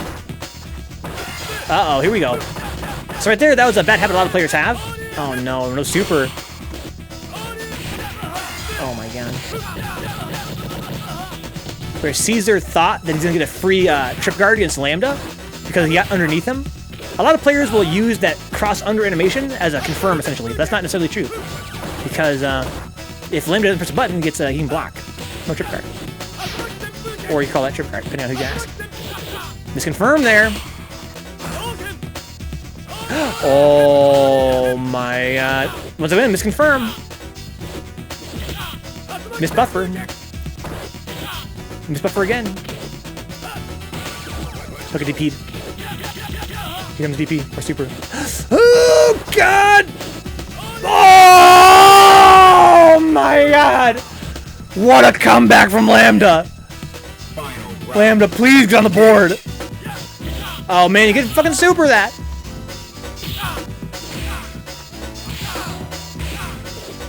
Oh no, here we go. That's it. BigNasty, don't miss him. Good block. That was a really meaty timing there for Caesar. He wanted to get that super. Oh no. Oh no, super.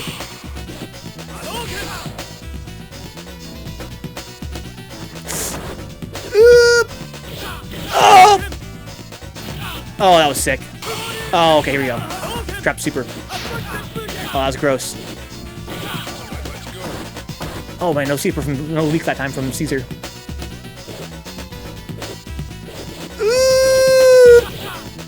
Nooch!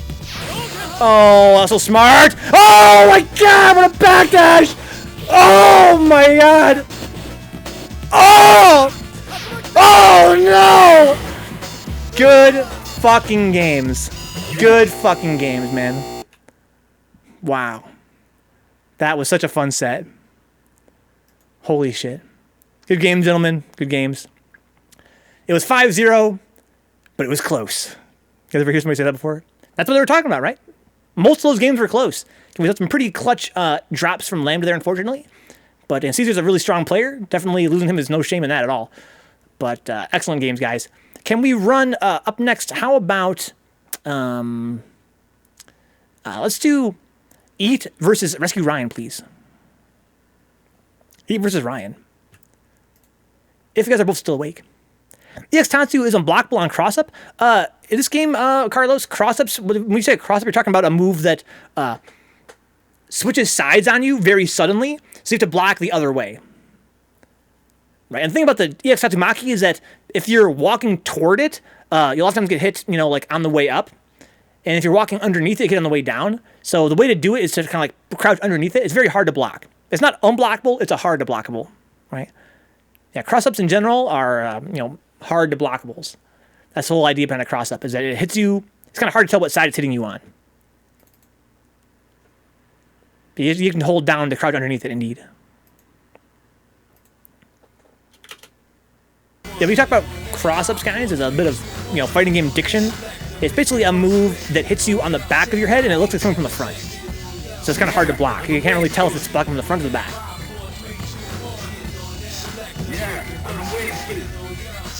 Pleasure having you here, Solo 9. Yeah, Drew's been doing great tonight.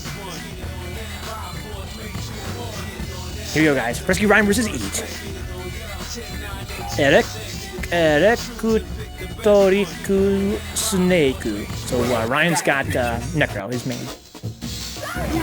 Bottom block for shit, says Ryan. I see Carlos. You'll block one day, Carlos. Takes a bit of practice. That's kind of where we were talking about that earlier with running rock, right? Learning when to block is the first big hurdle. If you want to, Faffel, yeah, link it.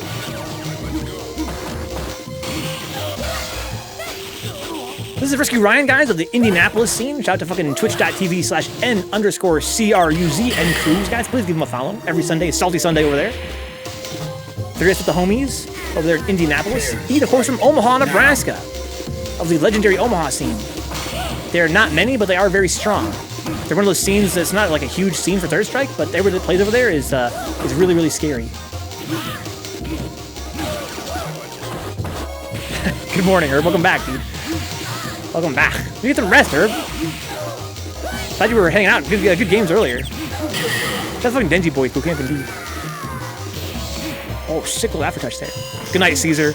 Sleep well, do good games, man. Go for it. Still the Midwest for some damn reason. Yeah, I'm here in Michigan, so I have much respect for other Midwest Star Trek players. I highly doubt it, dude. Bro, the coach put me down, says Herb. I'd love to watch you fight, Herb, but if you're passing out, I don't want to fucking watch you fight, dude. I want you to fucking be healthy, sleep well. There's a sub, Busey. Oh, more, dog. Yo, Busey. I saw a video doing the rounds on Facebook, dog, of a fucking, of a carnival ride that almost tipped over. You guys see this thing going around on Twitter and Facebook? A carnival ride almost tipping over? You know where it happened, dog? Traverse City, dog. Traverse City, dog. I was like, oh no, Busey. It's too scary, Spectre. It's a very scary video. I only know one person from Traverse City, and that's Scary Busey. I was like, oh no. Busey, be careful. Now. You know where it happened, Busey? Oh man. The video's so scary, dude. You know what's kind of fun about that video, guys? You ever watch a video and it's really interesting or exciting or terrifying, right? Or emotional? How about emotional, right?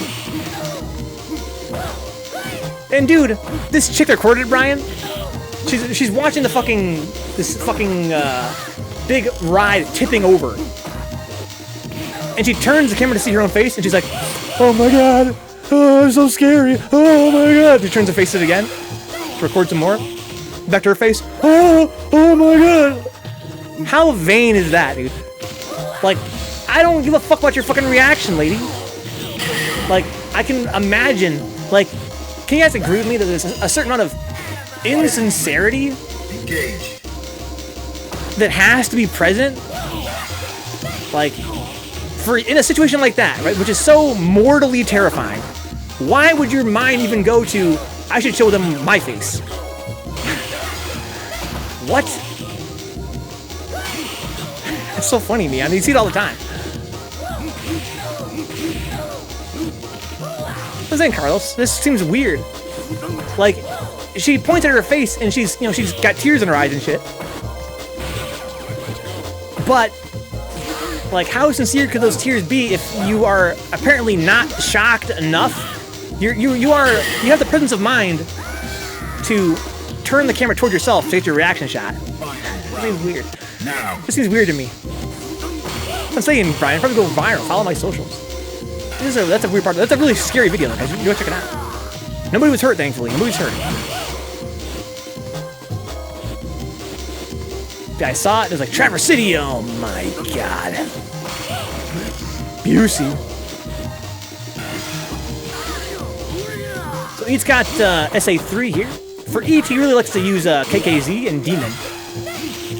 He likes SA1 too, though. I mean, he's got a pretty effective. He's got more effective use of his super bar than most Akumas do. I feel like a lot of Akumas, they don't really fuck with SA1 or whatever, just because they're overly fixated on getting their secret supers. But EAT will definitely let that SA1 rip if he feels like they're gonna get that damage off it, right? Now, find a new He's not overly obsessed with KKZ or Demon. SA3 Spectrez, I'm saying only ramen. Expensive housing and food, 97% white people are scared of, yeah? That sounds terrifying. Okay. I'm surprised I whiffed here. Did you Spectrez some demons today? Nothing wrong with that. Oh, what a parry there from EAT, but no punish. I think I could have roundhouse that. Big DP. Demon Fripp Gribs. Urs. Ryan building some bird. So the thing about Electric Snake and Sakuma is that Electric Snake has a ton of stun damage. Sakuma has a very small stun bar. So Electric Snake is very effective against him. But he's very mobile, and pinning him down with Electric Snake is kind of tough. I feel like SA1 would be pretty good because you could probably react and anti-air him with it. To like a Demon Flip Kick. Oh wow, interesting trade. Jump back Demon Punch is so strong. Fighting ready. Engage. Yeah, SA3 is really good for hit confirms on the ground. It's not safe. No punish there from EAT though, a little bit too slow. There's a confirmed like a snake. So much stun damage. Oh, I had to parry that more than once. Oh no, this is confirmed there. He goes for the red parry. Almost got stunned. Good reaction block with his Flying Viper. Oh, that's not safe. Could've got DP'd right there. There's stun. Go do Bladed Death. Score is now 2-1. So we have two Midwest players here, right? Indianapolis versus Omaha. Kind of like mini Portland, huh? Except with ridiculous amounts of snow. And there's tours when there's no snow there in Traverse City. I mean, it's a beautiful city, right? It's my grandfather lived when I was a kid. Are you ready? Go. Midwest could be gone. Okay, nice meaty there from EAT. Very sneaky. Good movement. No Tatsumaki there. Oh, by the way, Drew, you should be watching EAT. EAT is one of the strongest Akumas I know. Easy. If you like Akuma, definitely watch the way EAT plays. What's a more annoying dive kick? Yun. Yun, then Yang, then Goki. Goki is really not that bad, to be honest. Oh my god! Oh, what are you thinking with that fucking Tatsu? Oh no. What a parry, Busey. Holy shit. Yeah, dive kicks in this game. Yun, Yang, Akuma, Necro. In terms of annoyingness.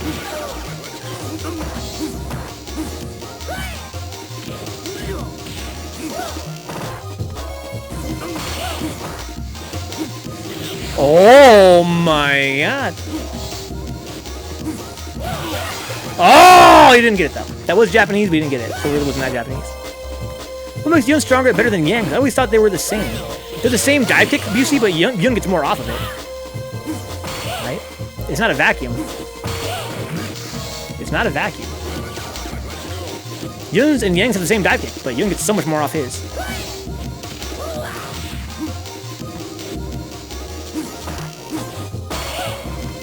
Oh.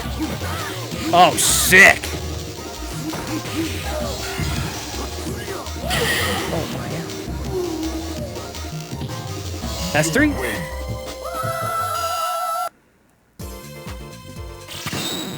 Now, 3-1 is the score. welcome to the world. What Eat's thinking. I got the prepared. Does Akuma's taunt give him a buff? It does, Art Carlos. Yeah, he gets a huge damage buff. And Eat, of all the Akumas I know, makes the best use of it. Nobody taunts better than Eat does. Oh, nice! Fucking close roundhouse, close fierce there from Eat.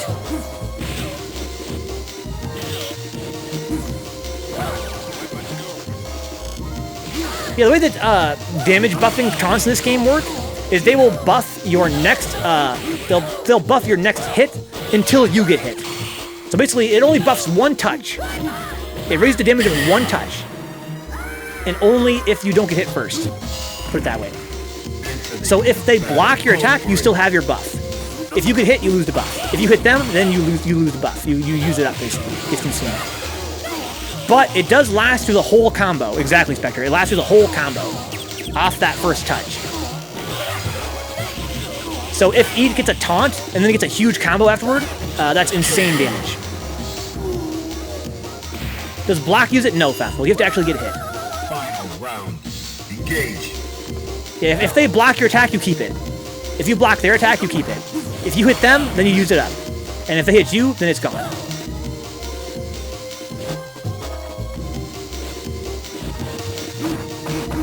What's up, Vid? Welcome aboard. Welcome aboard, Way On. Hey, what's up, Nacho? Que pasa, Way On? Dude, Nacho, I had some fucking Chileans in the chat the other day. And they were so impressed I knew about Way On. Thanks to you guys. Welcome aboard, Fid. You guys want to run an exhibition, guys? Dude, I would love to watch Nacho versus Fid, although I'm not sure Nacho is ready for Fid, dude. Fid fucking goes hard in this game.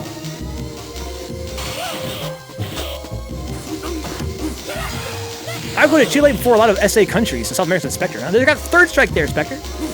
And Fid is a Chilean third strike player. Nacho plays as well, but he just fucking plays Urian.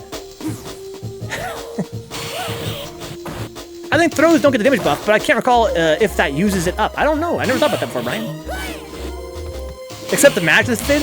We're doing exhibitions right now, Fid. I don't want to make the stream run too long. If you are still awake, Fid, after our exhibitions, which are probably like an hour from being done, then I will fight you. I'd love to fight you, Fid. You win. But I'm going through a lot of players right now. Now, find a new rival. Welcome to the world of the street fighter. Well, I got the pig. I'm sorry, Fid. We have like 10 guys here, Fid, that are waiting to fight first to fives. Prepare to strike. I don't think I want to interrupt the sets. But if you can stay around, Fid, if you want to stay up, I'd love to fight you.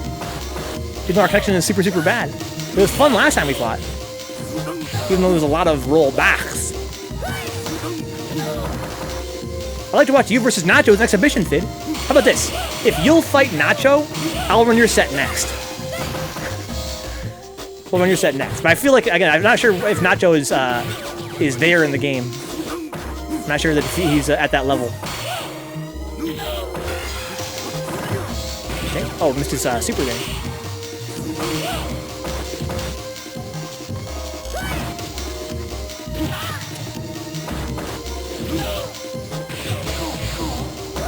Uh-oh, no punish there on the Snake Fang. If you block Snake Fang, his ankle grab, Necro's ankle grab, it's super unsafe. Could have hit that low forward Tatsumaki. Ryu's got a hella level up, Spectre. Ryu's fucking, that's me, Ryan's scary. If I say Ryu, I meant Ryan. Are you ready? You playing tonight? Only I fucking run a set with you too. Yeah, I feel like I don't want to interrupt the sets that are ongoing as we speak, because there's so many guys tonight that are agreed to play with us, which is awesome. If we're gonna stay up late though, we'll run even more sets. Yeah, I know it's gonna be pretty late on the round. It's gonna be pretty late. Oh my god.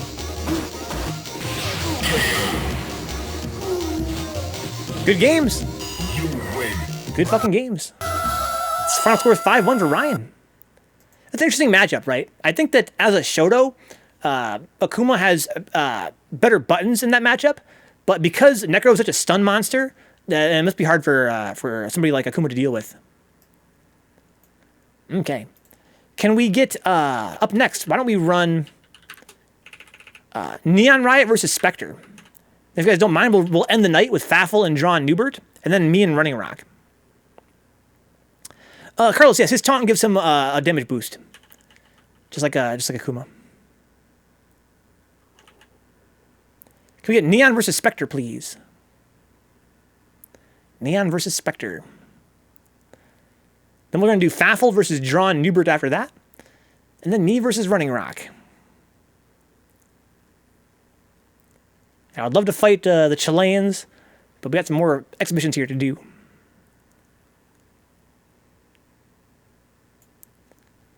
First to 5. If Neon's still awake, that is.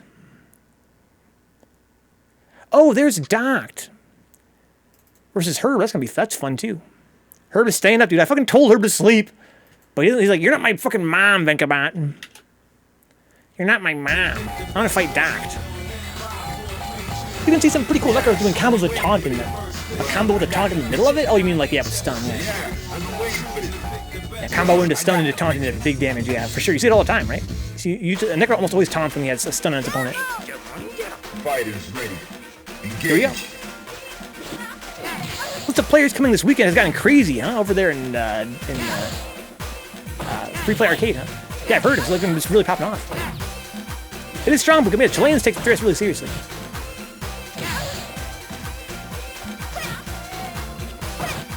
As a reminder, guys, if you guys speak Spanish, or even if you don't, please follow twitch.tv/NachoUg. But if you do speak Spanish, you have no excuse not to follow Nacho. His stream is so goddamn good. I don't even speak Spanish, guys. I enjoy his stream. He's got so much charisma. Great guy. He's very focused on hosting. If you guys like a streamer that likes to talk like your boy Vencabot, then definitely hit up Nacho's stream. It's so fucking enjoyable. My secret, Nacho, what I love to do on Nacho's stream is I'll use Google Translate and I'll say something to him and he'll respond in Spanish and I'll be like, I have no clue what you're talking about, dude. I'll literally ask him a question and he'll answer it and I'll be like, I don't know what he's saying. But it's so much fun.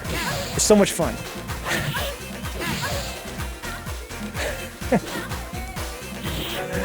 There's a sub, Fid.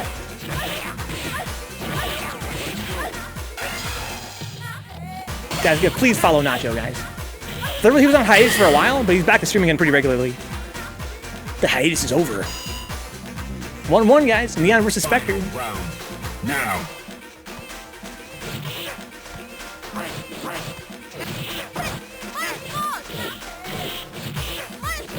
It's so good, boot camp.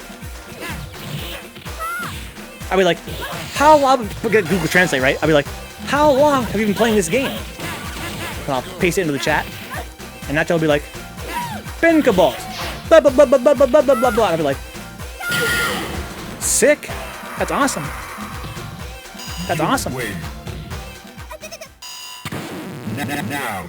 That's great. Find a new rival. Welcome to the I feel bad, Nacho. I don't want you to talk English on your stream because most of your viewers are, Spanish speakers. So I feel bad. I want to interact. I want to be a part of the stream. I don't want to have you speak. I know you speak English very well. Now. You speak English very well, but I don't want you to speak English on your stream. So I always try to use Google Translate whenever I say anything.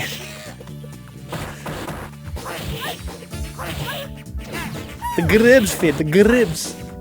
The gribs.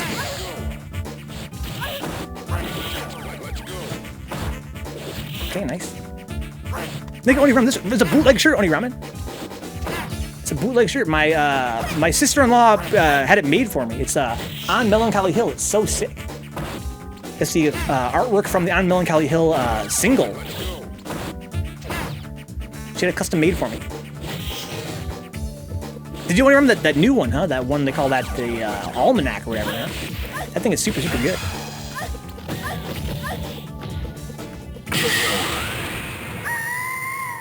So we see the first game goes to Spectre. Neon clapping back right away. It's gonna be a really great set, guys.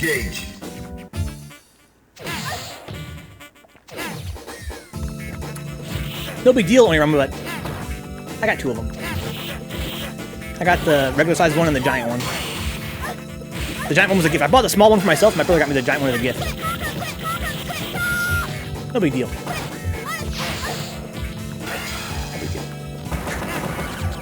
Surprised you don't speak Spanish, huh? Are you not close with the Latino side of your family? Exactly, I.O., yeah. Yeah, me and my brother are the only 2 Hernandezes who don't speak any Spanish in our family. Because my father is sort of like, sort of a recluse. I'm half Mexican, A.O., half Mexican. And my father is full-blooded Mexican. He was born in the U.S. because my grandmother crossed the border illegally to have him on U.S. soil, so he'd be born a citizen.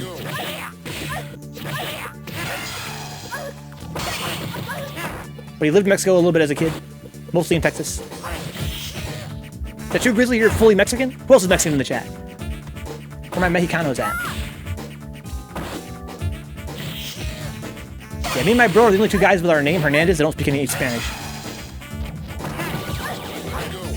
All my cousins do, everybody I know does. Maybe it's Puerto Rican. I feel like Third Strike has a lot of Hispanic players. So everyone's also Mexican. 1-1, guys. 1-1. Yeah, not just streams all Spanish because they're Chileans. Find a new rival. So for Bay is Shexican, huh? So you're mixed Mexican and Czech? That could have been my kids, guys. I dated a girl that was, you know, Eastern Europe. She was a Romanian, I think, though. She was mixed black and Romanian. So beautiful. Mine's only half, huh? Let's go, Fid. I used to play Second Impact on the arcades. Is that true, Nacho? The Chilean arcades? That's super sick to me. I don't know anything about Chilean culture, Nacho. I don't even know that you guys, you know, had an arcade scene back in the 90s.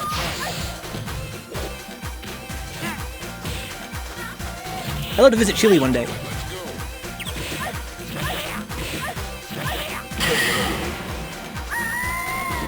So I was honorary Puerto Rican. Mom and hella homies grew up in Humboldt Park. I got you. Okay.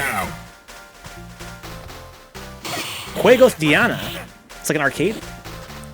You guys still have Third Strike there? What? You guys still play Third Strike there, Nacho? Or no? Here in the US, there's no more arcades anymore. There's very few. There's very, very few arcades. Do you know that place, Boot Camp? It's a national treasure, says Fid, huh? Frank says Capcom stream scene is super strong in Chile. Yeah, 3S is really strong in Chile, I know that much. There's a 3S cabinet there, that's sick! I gotta visit Chile for sure.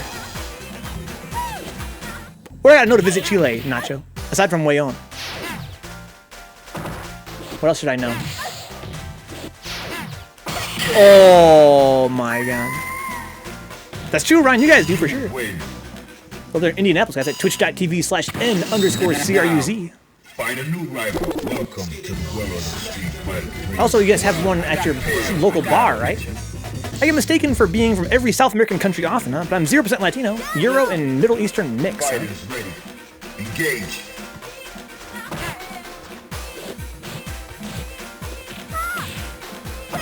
Galloping Ghost for Bay? I haven't been there myself. I've been to a lot of other US arcades, but not that one. He says, of course! Well, obviously. Oh man, sick parry there from neonriot. That's not safe. No punish though. Could have supered that. I think I will, Nacho. I think I will. Super that! Let's go to Diana with Fid and Ume. Ume Puaj. Is it near you guys? How long of a drive is it, Nacho? Where I live, you have to travel like 4 hours to get to an arcade that has Third Strike. Are you ready? You have to drive hella far. Go. Cabot Logan's, yeah, in Chicago. Yeah, of course, there's obviously the Boiler Room, there's Lost Ark, there's Next Level, KO Arcade, if you count that. That's Rick's Garage here in Michigan. Like half an hour is Nacho. That's pretty nice.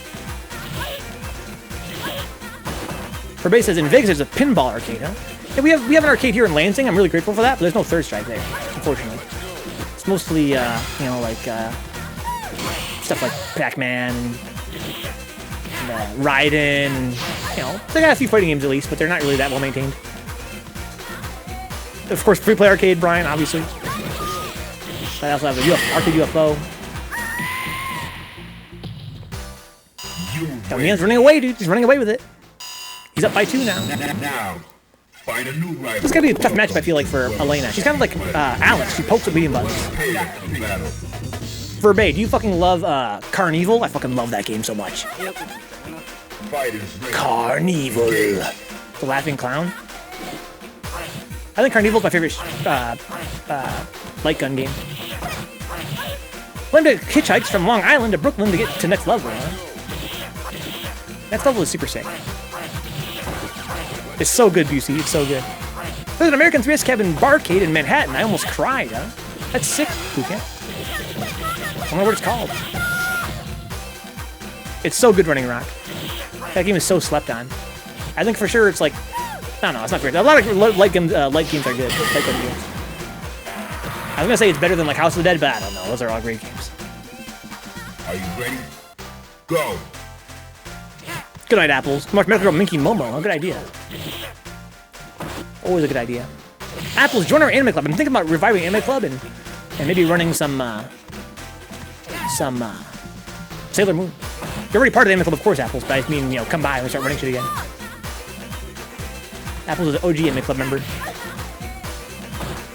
Okay, it's a Punish. That slide ain't safe.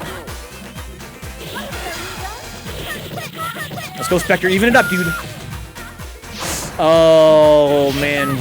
Neon loves that DP. He's imagining dragons like fucking, like 3-Venge, dude. He has a vivid imagination. What's up, Rust? If pinball is still open, it is, Rust. Yeah, it's still open, but don't really have 3S. They had it for a while, I think. I think it was not real. I think it was like a bootleg board or something. And it was on a really crappy machine. Minky Momo? I mean, I might, Apples. We can do like a month of Magical Girls.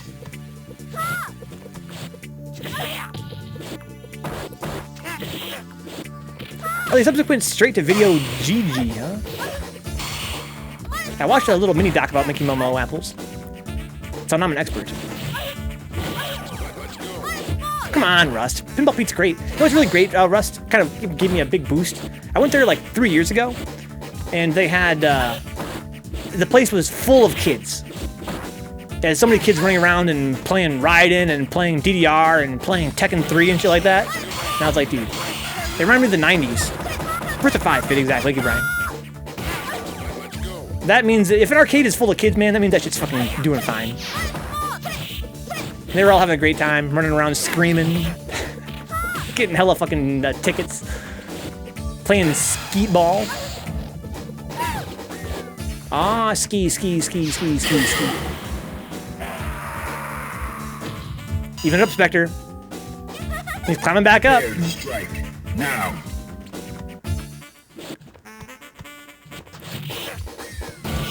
I've seen Spectre really being more defensive now. Letting Neon come to him. DDR was always the best as a kid, says Furbay. I fucking love skee ball, Furbay. I never did play DDR. I love that skee ball. I was a skee ball wizard.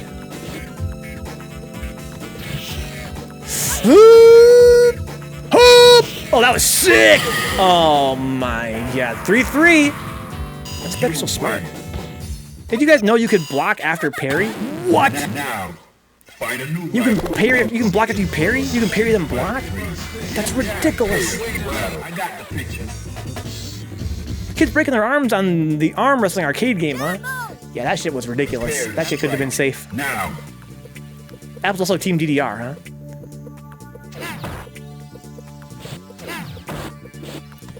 So Nuke got some street creds in that game, huh? Free Play Arlington has skee ball now, and I keep wanting to play it every time I walk by. Just fucking play it, Brian. Become a skee ball god.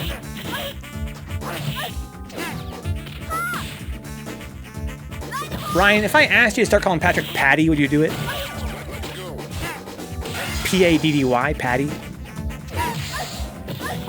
It was nice to play on a stick, though, says Bootcamp. That was tears of joy.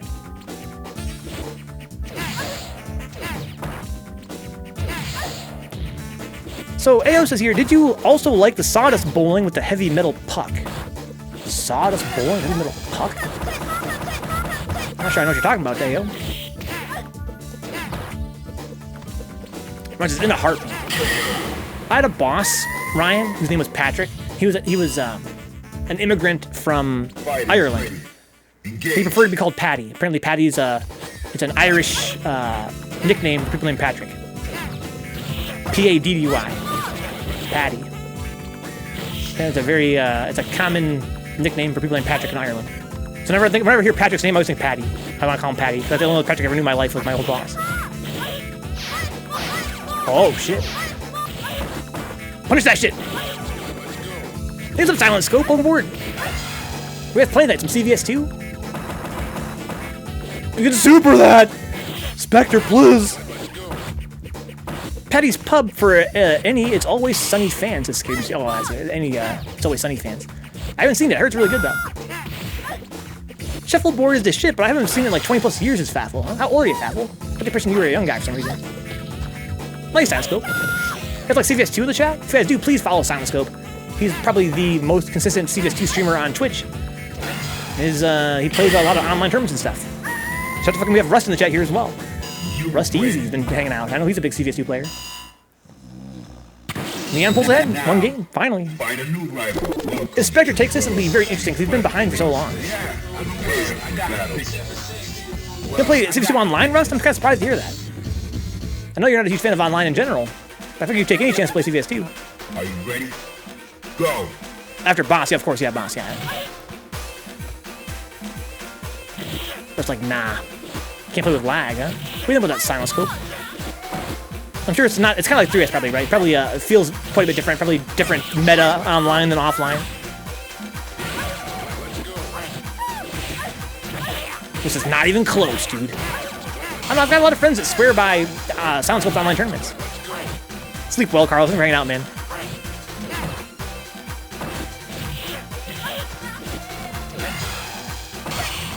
Oh, sick! Oh, that was sick! What a jugle. Good night, Carlos. Sleep well, dude. Now. While I'm plugging, guys, please go to fucking artofcarlosd.com. Check out this fucking amazing archive. It's very affordable. I'm plugging everybody, guys. I'm just really grateful that all my friends are so creative. To me, that's something I find insanely cool.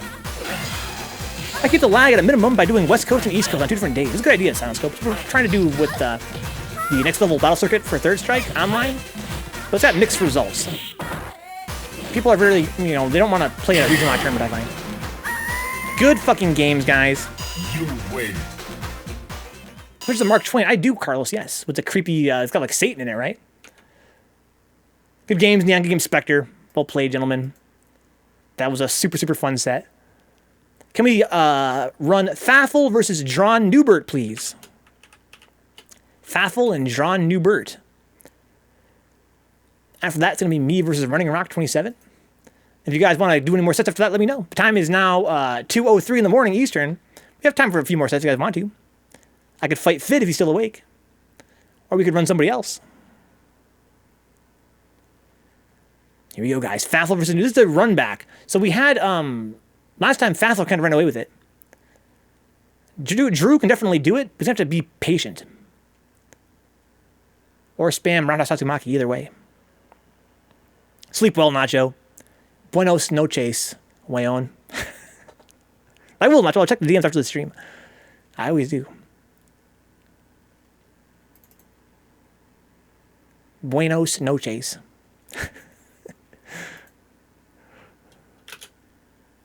Found it on YouTube, and it's amazing how it was filmed. I'm going to fall asleep to it. Huh? That's a bad idea to me, Carlos. That sounds like nightmare fuel to me. But I respect your decision, dude. Sleep well. Gotta get to 3 a.m. and play the New York stage, huh? Big Apple. Big Apple. 3 a.m.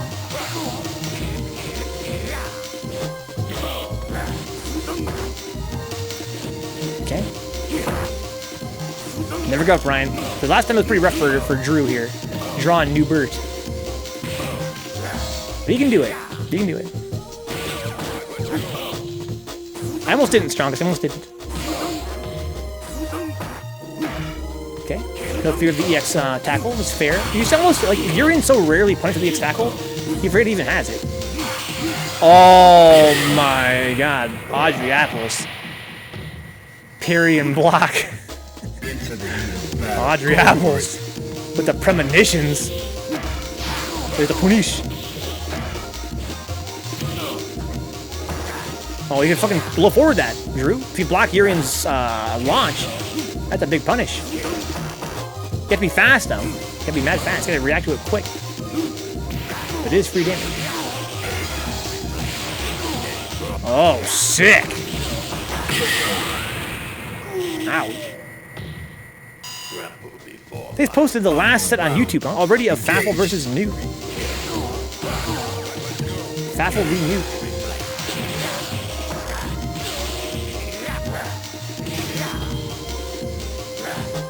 Oh!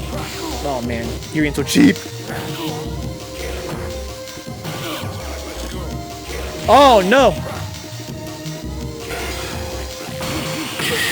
You had to parry that. A little bit in chip. As it closed in, I kind of cinched him in there. Pretty well spaced Aegis. That's 1 for Faffel. I think last time it was 5-0 or 5-1 for Faffel. Now, find a new rival. Welcome to Let's see if Drew can make something happen here. Yeah, this is a really rough matchup for Urian. Notoriously because Akuma can spam Roundhouse Tatsumaki. Go for it. Very hard for Urian to deal with. Swing good. But also because Urian's so tall. Ooh, wow, nice. Walk up into the low crouching short. What fighting game is the least cheap to Zspectrez, huh? Zspectrez Karate Champ? I never thought I'd see a fighting game more balanced than FT5 Ultimate Showdown. I'm not sure I still have. I mean, Third Strike is very well balanced. I think that Ultimate Showdown is probably the best balanced fighting game I'm aware of. Even that game has some fucking bullshit. The top tier, it kind of runs you through us a little bit because the top tiers are above everybody else by a wide margin. That being said, it's not as much of a gap as it is for Third Strike. Please kill him! Here we go, guys. Fighters ready. Drew is really afraid to Roundhouse Tatsumaki. That shit is unsafe to grip. But we haven't seen Faffel punish it yet. We hardly ever see Drew use the Roundhouse version. I'm not sure he understands how good it is. Do you guys think that our friend Nukepool understands that Akuma's Roundhouse Tatsumaki is like one of his main tools? So Strongest is a huge Super 4 player, guys. She and Synapsy, aka Young Synapse, play Hell Super 4. She says that it's pretty well balanced, huh? Outside of the laner. Is that game like very counter-picky? First Fighter 5? No, not really. It's a lot like Third Strike. It's a very dynamic game. It's a very mind game-centered game. Fundamentals are really strong in that game. You can pretty much play anybody and succeed. But the top tiers, Akida and Jackie, are kind of like Chun and Yun. Yeah, they're not quite as overpowering though for the rest of the cast, but they are significantly overpowering for the rest of the cast.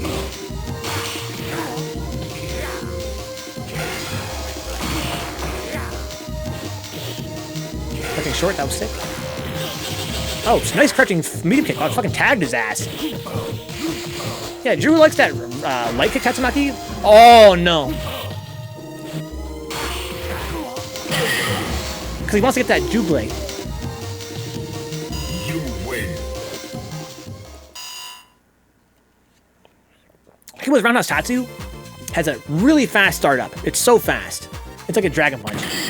And what's more is, it's got a very short recovery. It is unsafe to grabs, and to like supers, and to like DPs from Shotos. But for Urian, you have to block it just so, and then grab it. But like Brian points out, because of the way the matchup works, because of the way the hitboxes interplay, the hurt boxes, it's a really hard tool for Urian to deal with in particular in this cast, so it makes it a very one-sided matchup. Urian kind of has to red period to get out of it.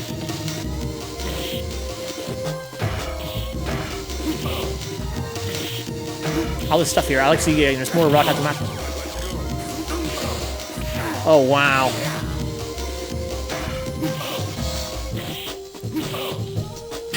Oh, the lows. Okay, shout out to lows, guys. Fuck a Home Depot. Urian is one of the characters that come a low forward into MK Tatsu with combo on crouching. Oh, okay. Brian's so smart, dude.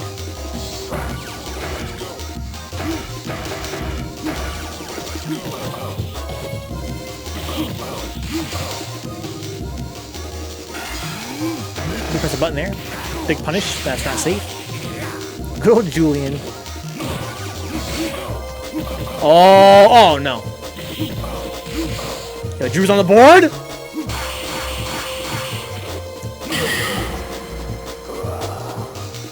First of all, second of all, Find a new rival. Welcome to the world. what a parry, but what a grab.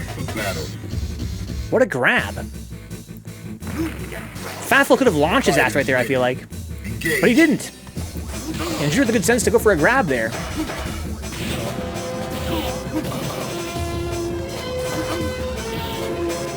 Oh my lord, just raw launch, dude. Just raw launch, Faffel. You're back in the corner? Oh, that was sick. Wow, he beat the demon flip. That was kind of cool. Super cool. Envy is salty on Faffel's behalf. You got the parry, but no punish. Hate to see it.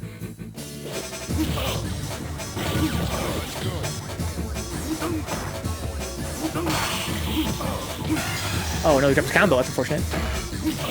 It happens to me as well, Brian. We gotta get it, Spectre. Dude, my freaking neonriot, Spectre. Remind me to link this to you after the stream, Spectre. But Neon made an amazing fucking, command for it for the fucking Street Fighter intro. It's so sick.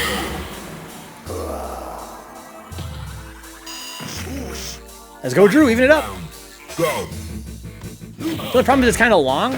Like, part of the reason why I haven't implemented this command yet is it's kind of long of an animation. It's like longer than the Skeleton Warriors, you know, the combination one. It's about as long, I mean, probably even longer than the fucking third Babby, to be honest. But it's so good. So I'm kind of on the fence about implementing it.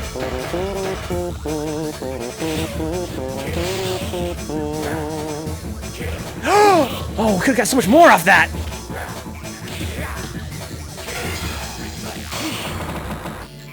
Oh, punish that! You got low forward Tatsu. Oh no! Watch the fucking sweeps, man. Oh, sick! Sick reaction to the jump there from Drew. 2-2. You win. 2-2, dude. Now, find a new rival. Welcome to the world of the street. Let's go. Yeah, We gotta fight. We gotta fight. prepare to strike. Now. It's so good, Spectre. I love the anti-air fireball super. Okay, this is juggle. Nice spacing on the standing medium kick. Pretty long to this Neon, huh? It was hard to find a good place to exactly, Neon. That's what I'm saying. Like, it's... I wouldn't want to have it be any shorter as a thing, Neon. I wouldn't want it to be any shorter. That's fucking Japanese, Rick! I gotta think of something clever to implement it.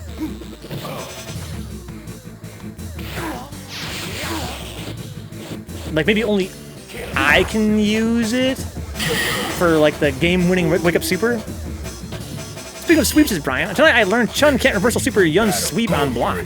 Really? What the fuck? How? I know Yun's sweep is safer than most because Alex can't yet slash elbow it, but Chun's SA2 is so fast. How can that be? Is it because he's too short? Does it whiff on him?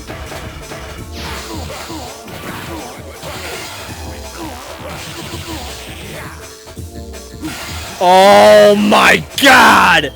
Nukepool! Oh my god! He still blocked. It didn't whiff. Final round. Go. That seems weird. Was it streamed tonight? Maybe I'd like to see a clip of that. Oh shit! How can that be? Oh, we missed it. That was confirmed super. Uh-oh, big punish. Okay, didn't get the EX tackle. Oh, a little shimmy there. Oh, that's not safe. Just a couple dudes playing casual, said Brian. That's wild.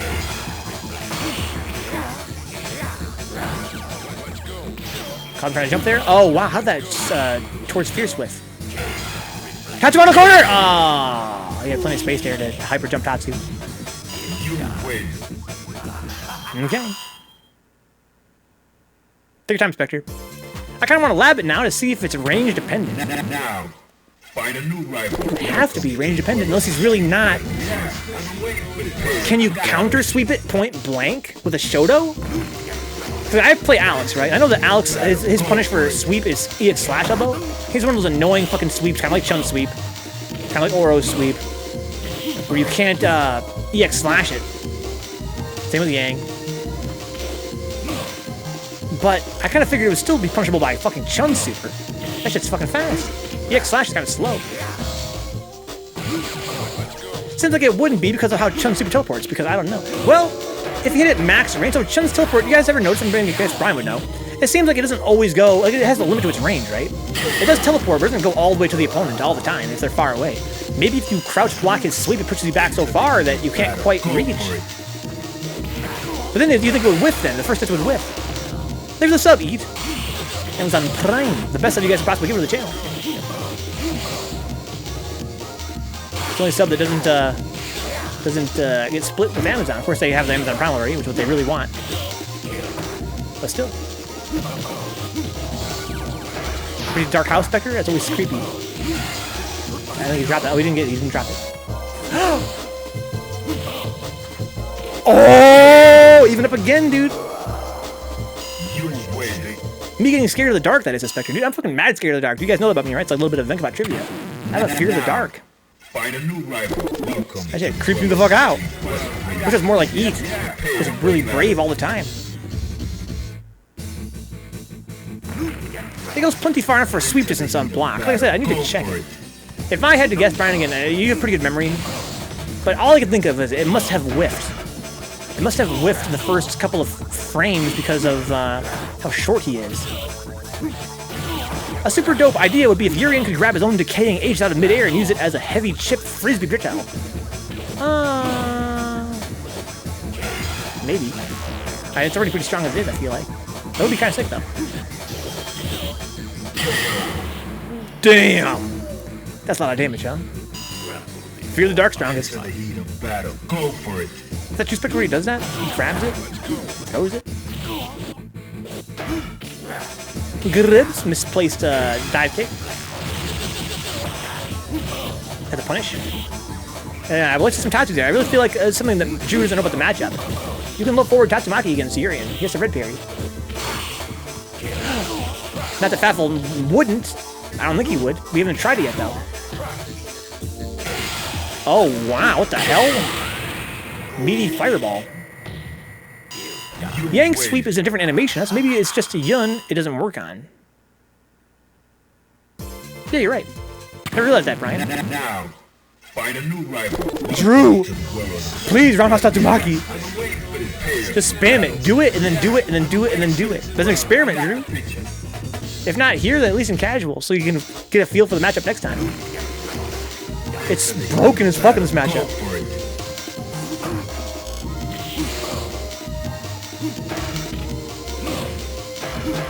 There we go. Mash it again. If he blocks it, do it again. Oh, what a fucking parry.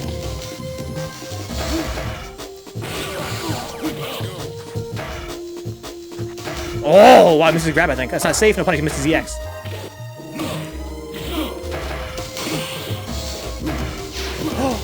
Wanted to tackle there, I think.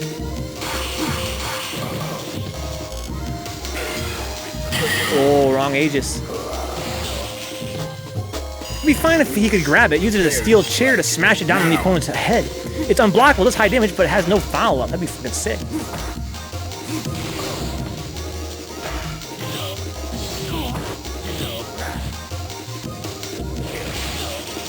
Uh-oh! That was a rough grab.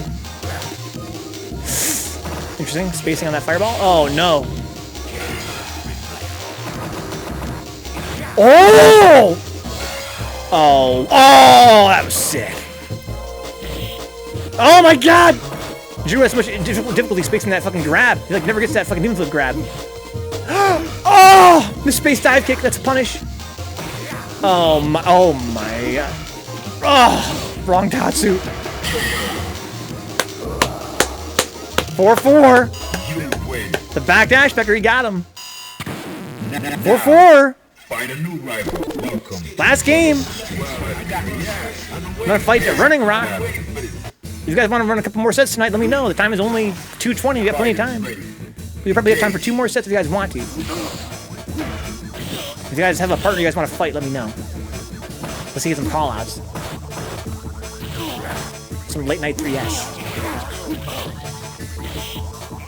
Oh man, I feel like Drew needs to really working on his demon flips. It's not a bad thing. Again, we're all, you know, different places in the game. We're all learning. I feel like if Drew could really, I feel like it's a lot of, he gives Faffel a lot of mileage out of his fucked up demon flips.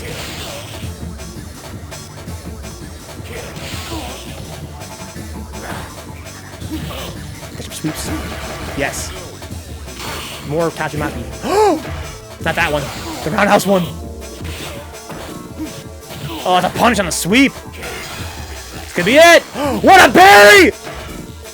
Punish extension! You can sweep that or low forward Tatsumaki wherever you want.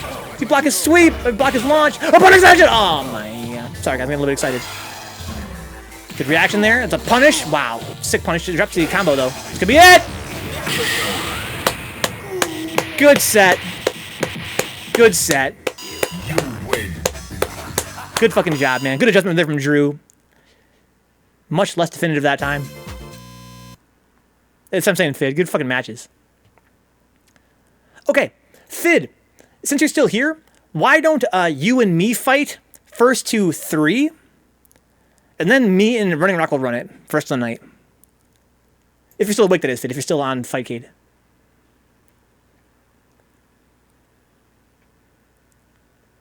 Good games, guys. Good fucking games.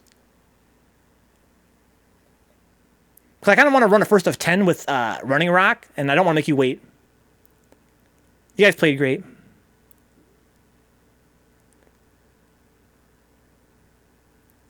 Yeah, I think maybe Fid signed off. Hola! Hola!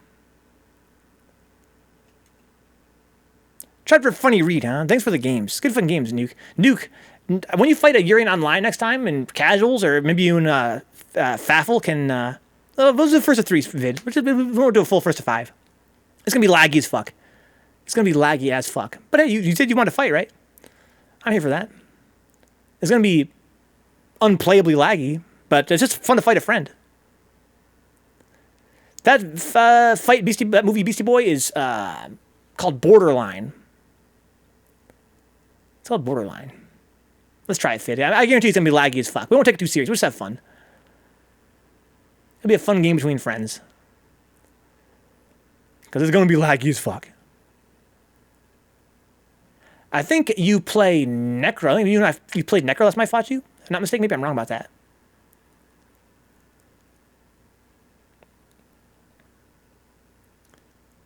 Yeah, definitely, Nuke, definitely just spam, if you fight a Urian, just spam Roundhouse Tatsumaki. Like, spam it. If they block it, then do it again, and do it again and again. Like, literally just spam it. Not Necro, I'm thinking maybe a Ume Puage, perhaps.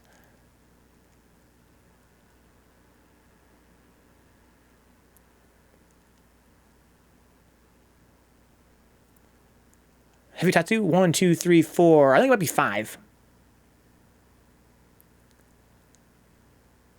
Boom, boom, boom, boom, boom. I think it's 5. 1, 2, 3, 4, 5. I'm not mistaken. Could be wrong about that. Where's my boy Fid from Chile? He says invite me. Where are you at, Fid? Are you Fid? I don't see you in the Fs.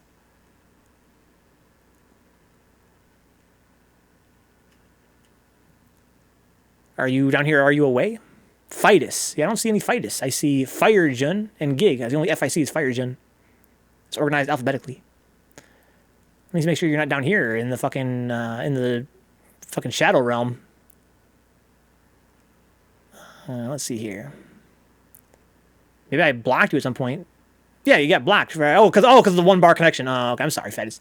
I have a habit of going through and blocking all the guys that have 1 bar, just so I don't see them on the list, so it makes it a little bit more tidy. That's me, Fid. I apologize. Let's see here. So I gotta find the Fs. There we go.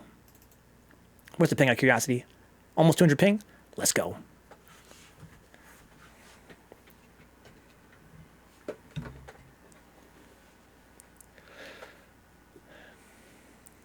Easy game, Fid.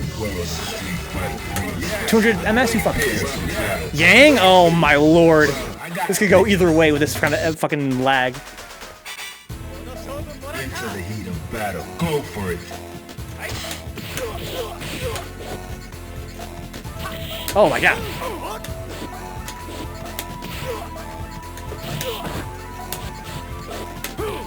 You can't see my jumps. Oh shit, we both got parries. Ooh, good block. I mean, this just goes to show how good fucking GGPO is. Like, it's fucking, we're dropping hella frames, but I mean, they still look kind of like Third Strike. It looked kind of like Third Strike. Prepare to strike. Now.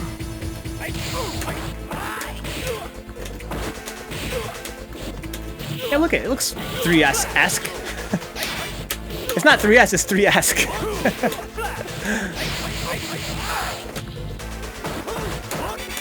Uh-oh. Yeah, this is actually not that terrible for 200. I would expect it much worse. Didn't want that. Oh my. This is actually mad fun.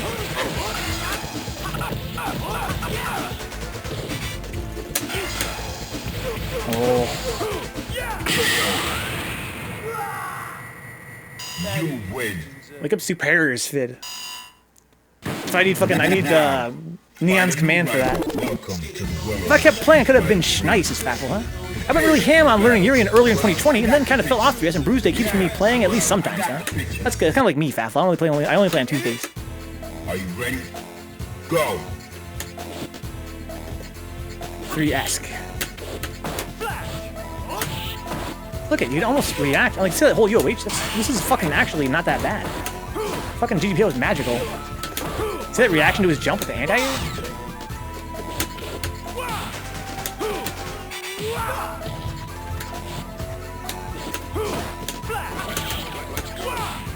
Yeah, it's not perfect. Oh shit, he's so slender.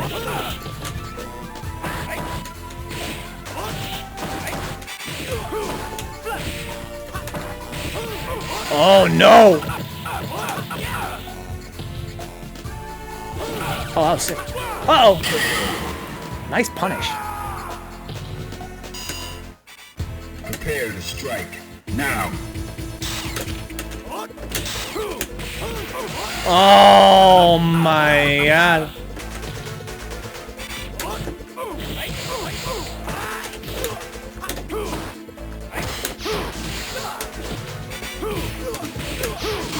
Uh-oh. Oh, I see.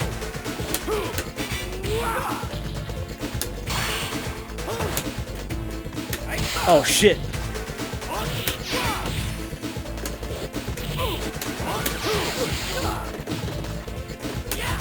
Oh!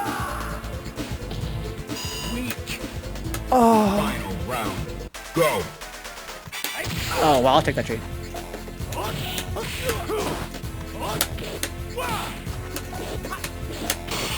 How the hell did he get over there? Roll backs.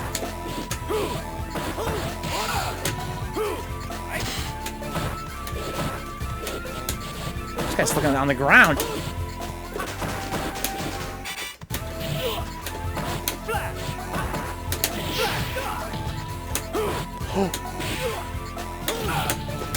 Oh, I fucking upcut right there. Woke up with point blank sweep. You win. Now, find a new rival. Welcome to the world of the street fighter. Yeah, I'm waiting for the battle. Here we go. Got a Kuma. Yeah, I'm waiting for this. Are you ready? Go.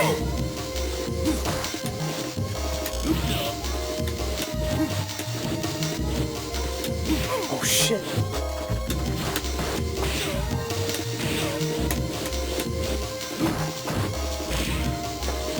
Okay.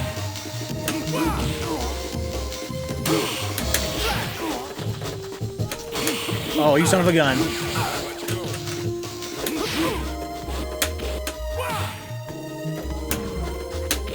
Oh, hits me dash, I think. Are you ready? Go.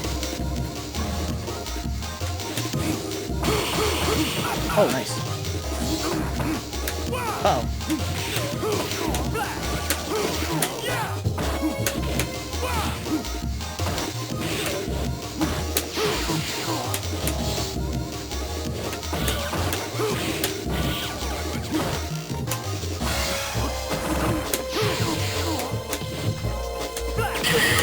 Good games, Fid. Honestly,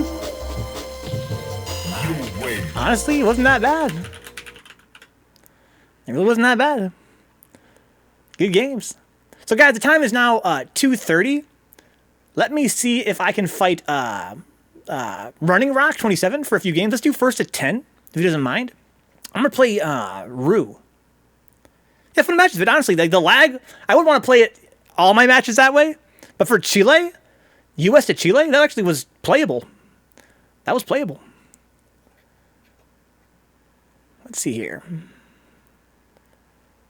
I want to find QRS, Running Rock. Maybe he hits a sack. Maybe he passed out finally. Maybe he's already in some other games.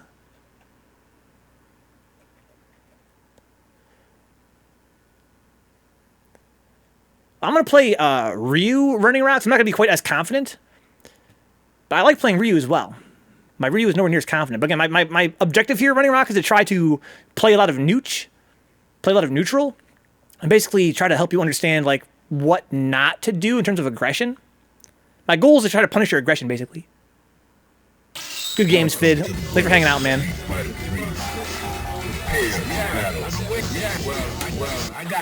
Shout out to fucking Chile, dude. Much love to Chile. Go for it.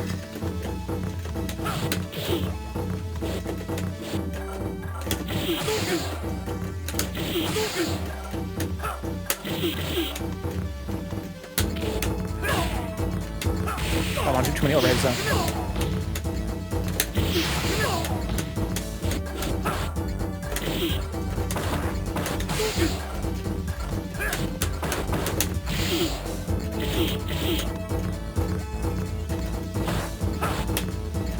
That was weird.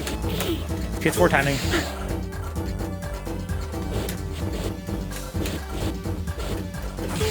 Jump at me. Jump at me. I've been meaning to get back to actually improving in 3S, so I'll see you around on Fight if you hang out there. Equals as Faffel. Engage.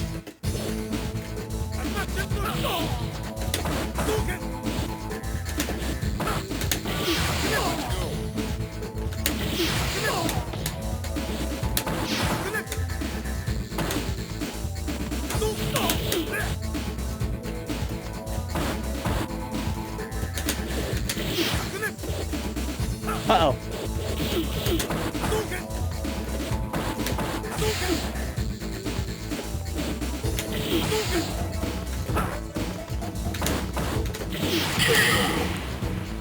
Your new goal is to parry into crouching heavy punch EX donkey brain kick, huh? That'd be sick, Spectre. That would be sick. Now, I would love to do that. find a new rival. Welcome to the well of the street. Well, I got to prepare for battle. Into the heat of battle. Go for it. Uh oh. That's not safe.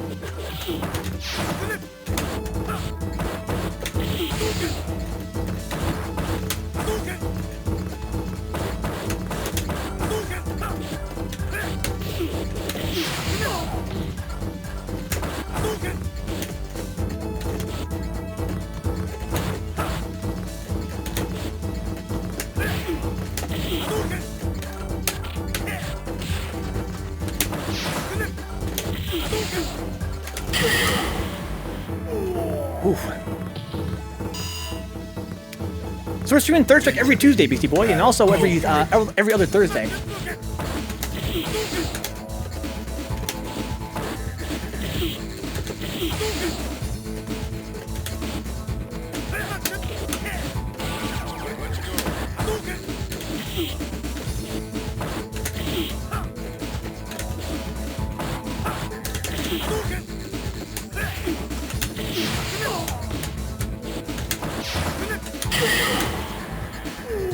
So right there, I was actually disadvantaged from my EX Fireball, but very, very slightly. So that was what they call an abade, attack from disadvantage. But I was so slightly disadvantaged that I figured I could apply more pressure. That's part of the mind game. I'm sorry, Beastie Boy. Fighters ready. Engage. Uh-oh.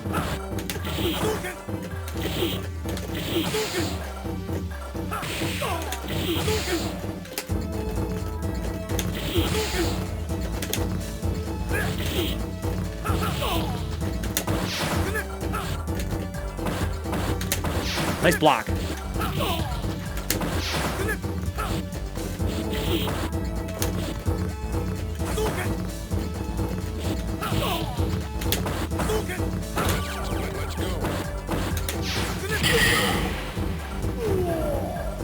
It was intended to play in Bruise-day Tuesday, but it's finally, I usually forget it's Tuesday since Faffel. I'm glad to have you here, man. You've really been a pleasure to have tonight. Great sets.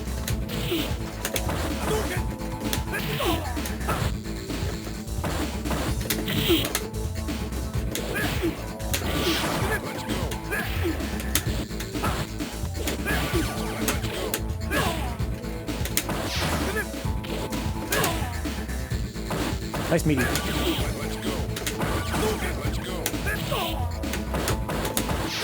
Good blocks. Whenever I get into that spot, you always want to jump, right? Whenever I get in that one spot, you want to try and jump over me. Now, find a new rival. Welcome. Bruise-day Tuesday. It's been a lot of fun tonight, Spectre. Did some good sets. I got the picture. Made some new friends. Are you ready? Go.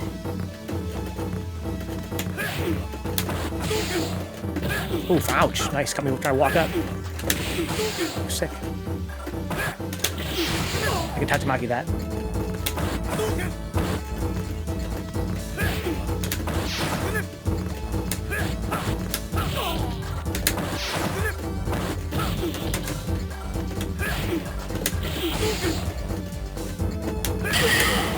Crouching fierce. What a button. It's so good, Spectre. Fucking dunk kick is so sick. Prepare to strike. Now. That was weird. Gets 4 timing.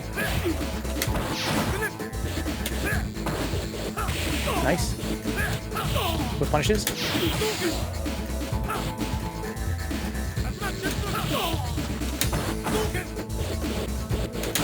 Nice.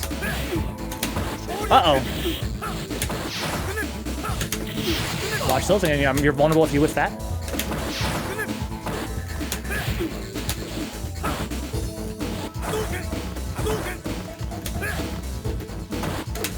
Good block. Uh-oh.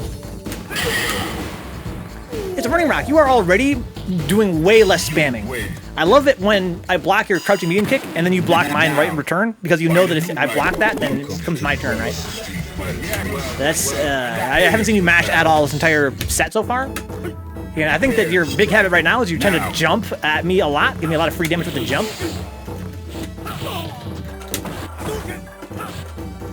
When I walk into this spot right here.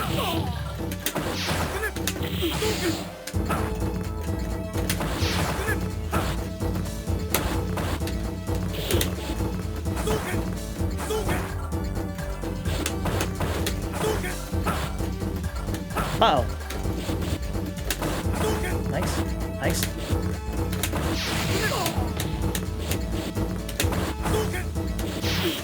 Uh-oh.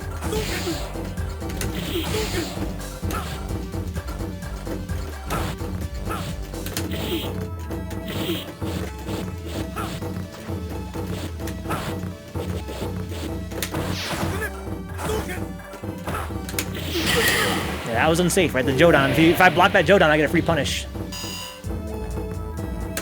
Are you ready? Go. With punish. Like that dash there.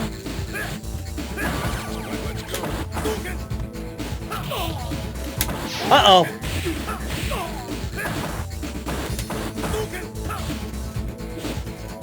Oh, shit. I'm trying to move there. Uh-oh. Got lucky. Oh, shit. I gotta get a real point. I gotta get Tatsumaki off that. Oh, my God. Nice. Oh, too slow. Oh, that's so sick. Excellent Jodans. Excellent Jodans. Clifter Cave Meister. Got you in the background, but wanted to say, hey, good stuff, dude. Welcome aboard, Derek. Hopefully your night's been amazing. Go.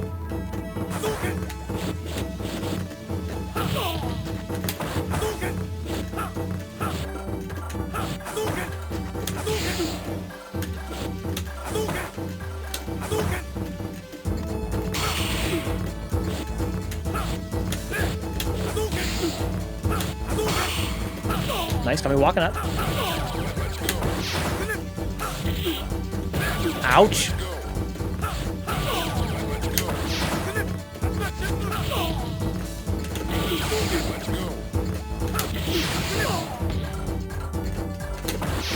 Ooh.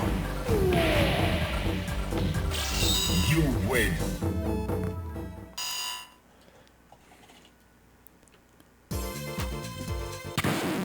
Now, find a new rival. Welcome to the world of the street. Yeah, I got prepared for battle. So, he's playing at a better pace now, right? So what's the next advice he's going to need? He's going to need to, I don't know. I'm not going to give him any advice yet. I need to think about it more. I feel like he needs to, instead of attacking as much, he needs to also move. See the way I'm moving here? To try to make where I'm going to be a little more ambiguous. Nice.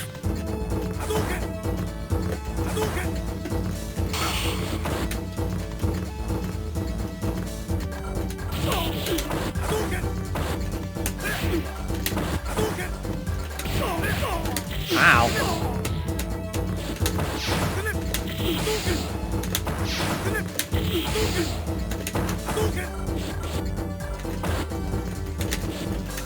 Uh-oh. Uh-oh.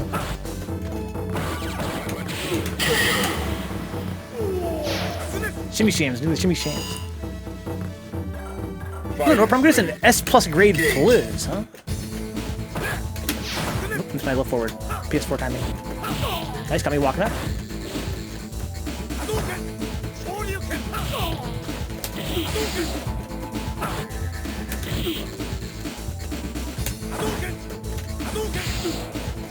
Try to bait the jump.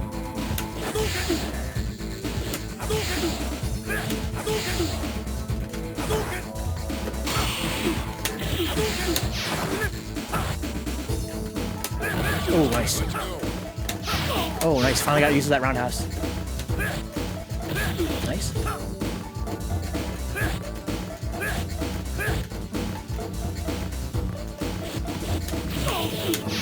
He needs to work on his jump in defense. Start jumping in a little bit more.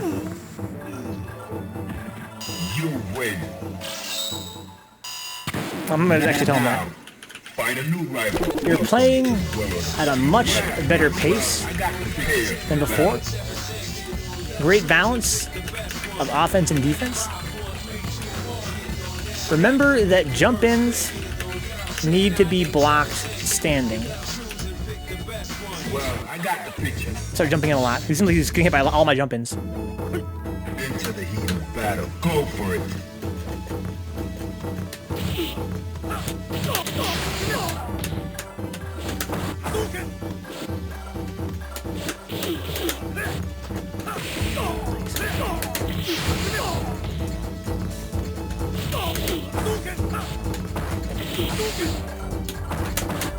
There you go. Nice. He's doing very well, Spectre. He's really slowed down his game a lot. And we saw him play earlier, there was a lot of light buttons getting mashed. We're seeing him now kind of blocking more. And doing what needs to be done. Ow. Nice air to air, good reaction.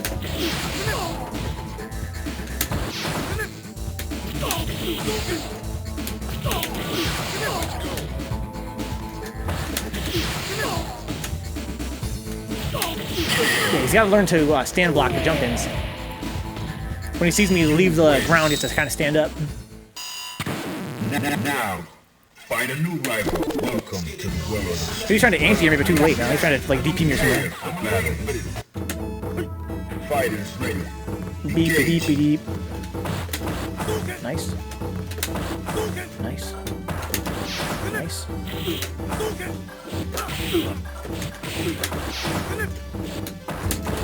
Nice. Good to see. He knows he's at advantage there. I blocked my fireball.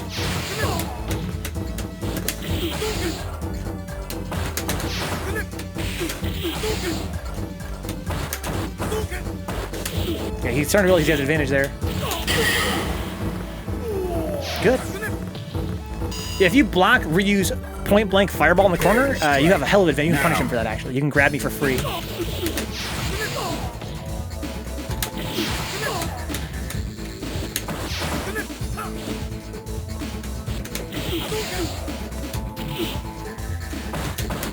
Nice. Nice. He's definitely learning. Nice.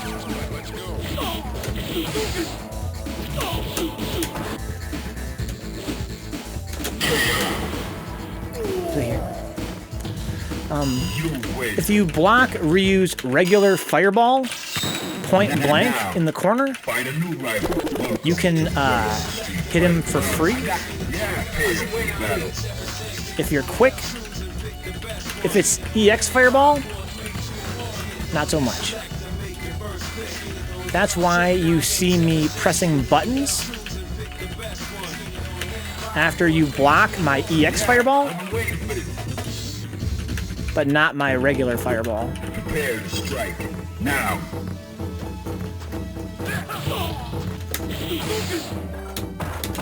Look at the fucking block. See, we went from not blocking any jump-ins to blocking a lot of the jump-ins.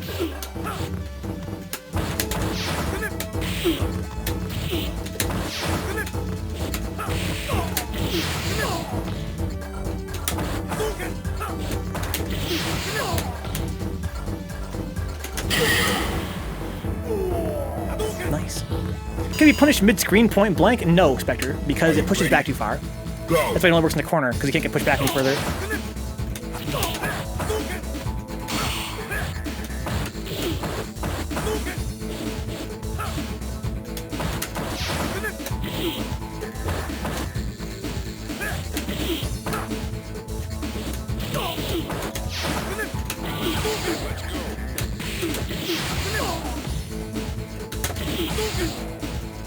I shouldn't do that. It basically, if you block a fireball, you get pushed back too far to get a good punish. But if I have you in the corner and I do it point blank, then I'm really, it's not a good idea.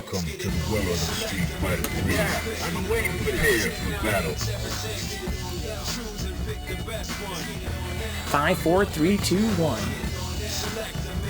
Go for a full-on match. Okay, okay.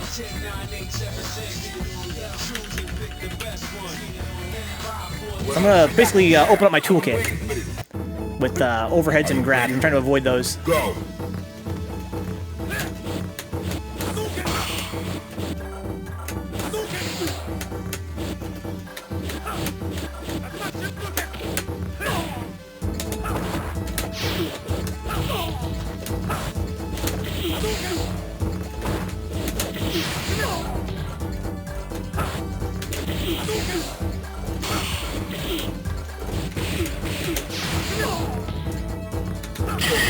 Oof.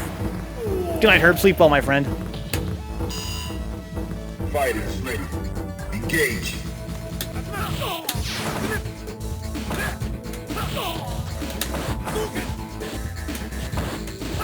Nice. Terrible punish.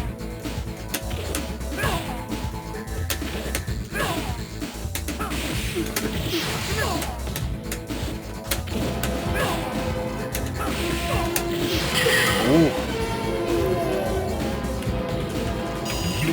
The real wake-up game in 3S is overheads, grabs, and lows. Up to that point, we've mostly been focused on blocking lows and mids. Once you have someone on their back, you get to mix them up with grabs and overheads. That's a big part of what makes it so scary to be on the ground. You can only use throws in this game, huh? That's it. Throws are fucking strong. If you know they're always going to go for lows or mids on your wake up, you can just crouch block.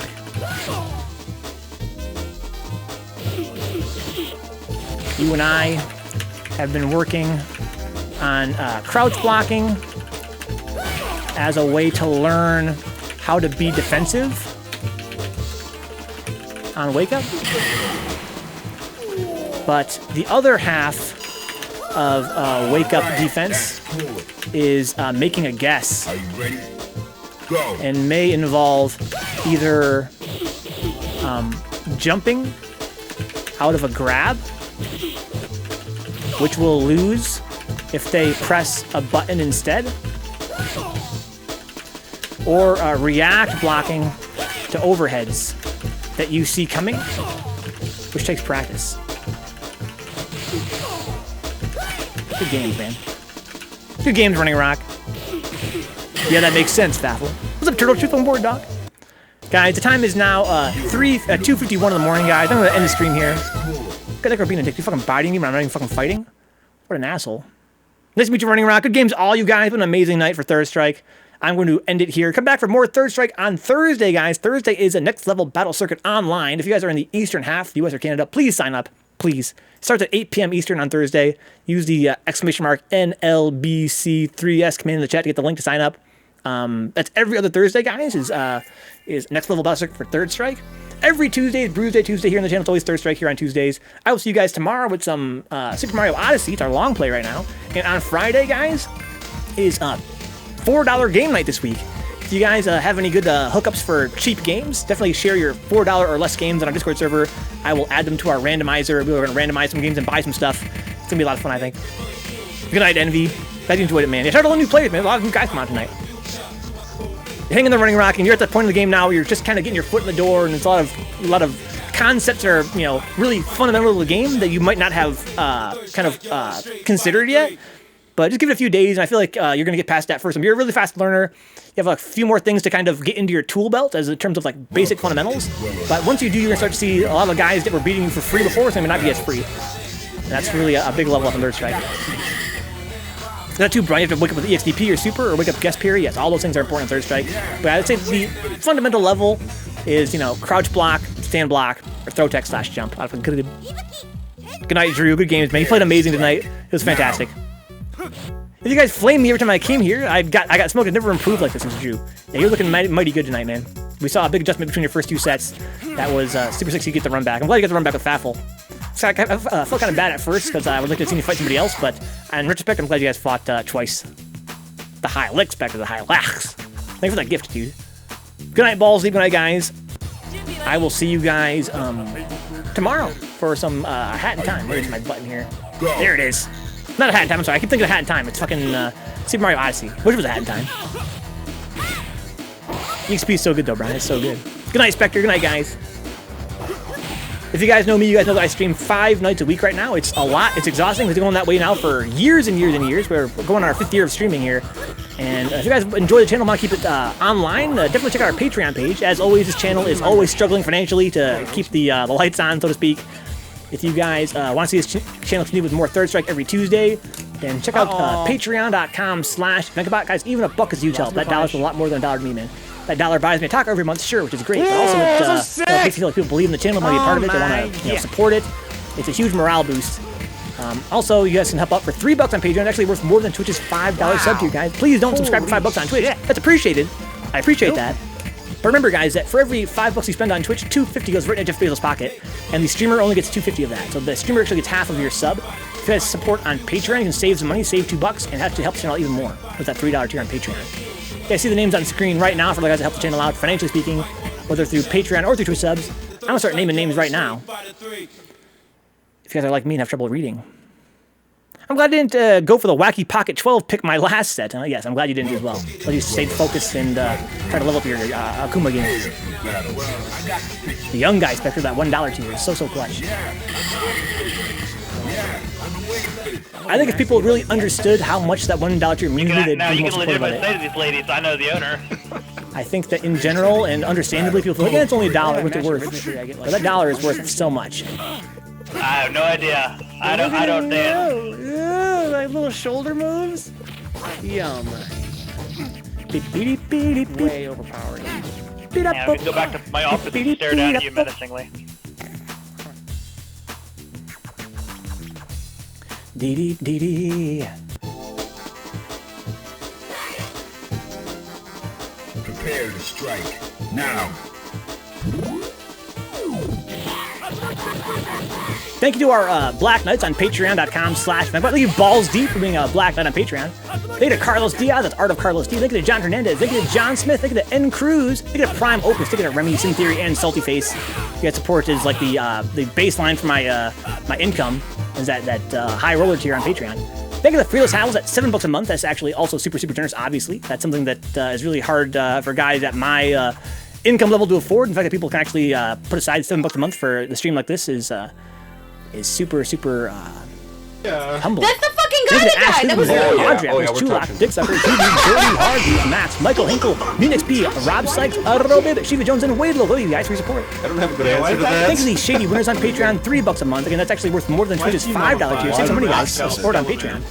Thank you to Brendan Williams, Foul Mill, GK Live, Good Vibe City, Invalid Letter Department, Juna Anon, Keith Best, Cool Hand, Kyle Glass, Leon Madison, Mum Blues, Patrick Shaver, Rage Against the Arcade Machine, Ricardo Garcia, Souptastic, the Chen 20 Bosch, and Toxic Van.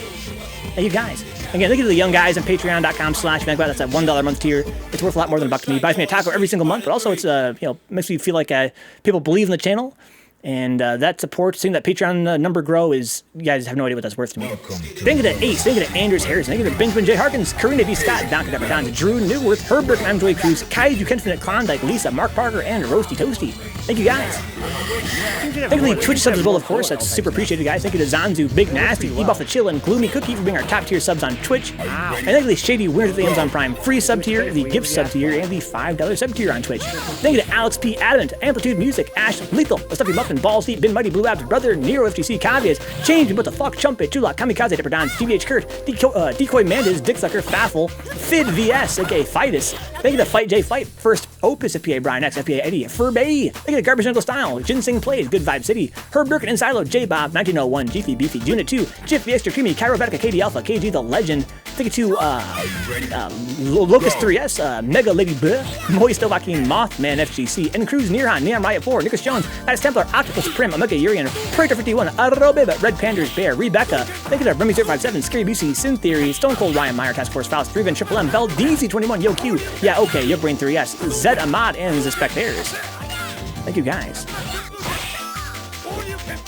Nuke, I've got tacos in my fridge right now, dude. I've got burritos, I should say, from yesterday. I got some Taco Bell yesterday. I put some burritos in the fridge. I'm gonna kill those as we speak. Secret treasures. If 12 was good, this game would be dead, says Spectre, huh? So it's okay, he's bad. I think you might be right, Spectre.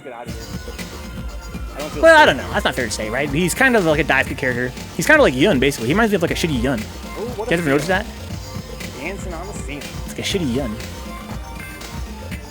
He has like a dive kick, kind of. You heard that? I don't know how good this mic is. He's got a lot of, like rush down pressure. There's actually an employee asking that. Yeah, Spectre's kind of like Yun, if Yun and Aura had a baby, right? Talking about that. If Yun and Aura had a baby. And he was ass. Like a shitty Ibuki, says Brian. That's kind of true. That makes sense to me, too. Ibuki, another character that's, a lot of, rush down buttons. He's Chun's as Nuke? 12 is Chun? Welcome to the world of Street Fighter 3. What everybody's streaming, guys?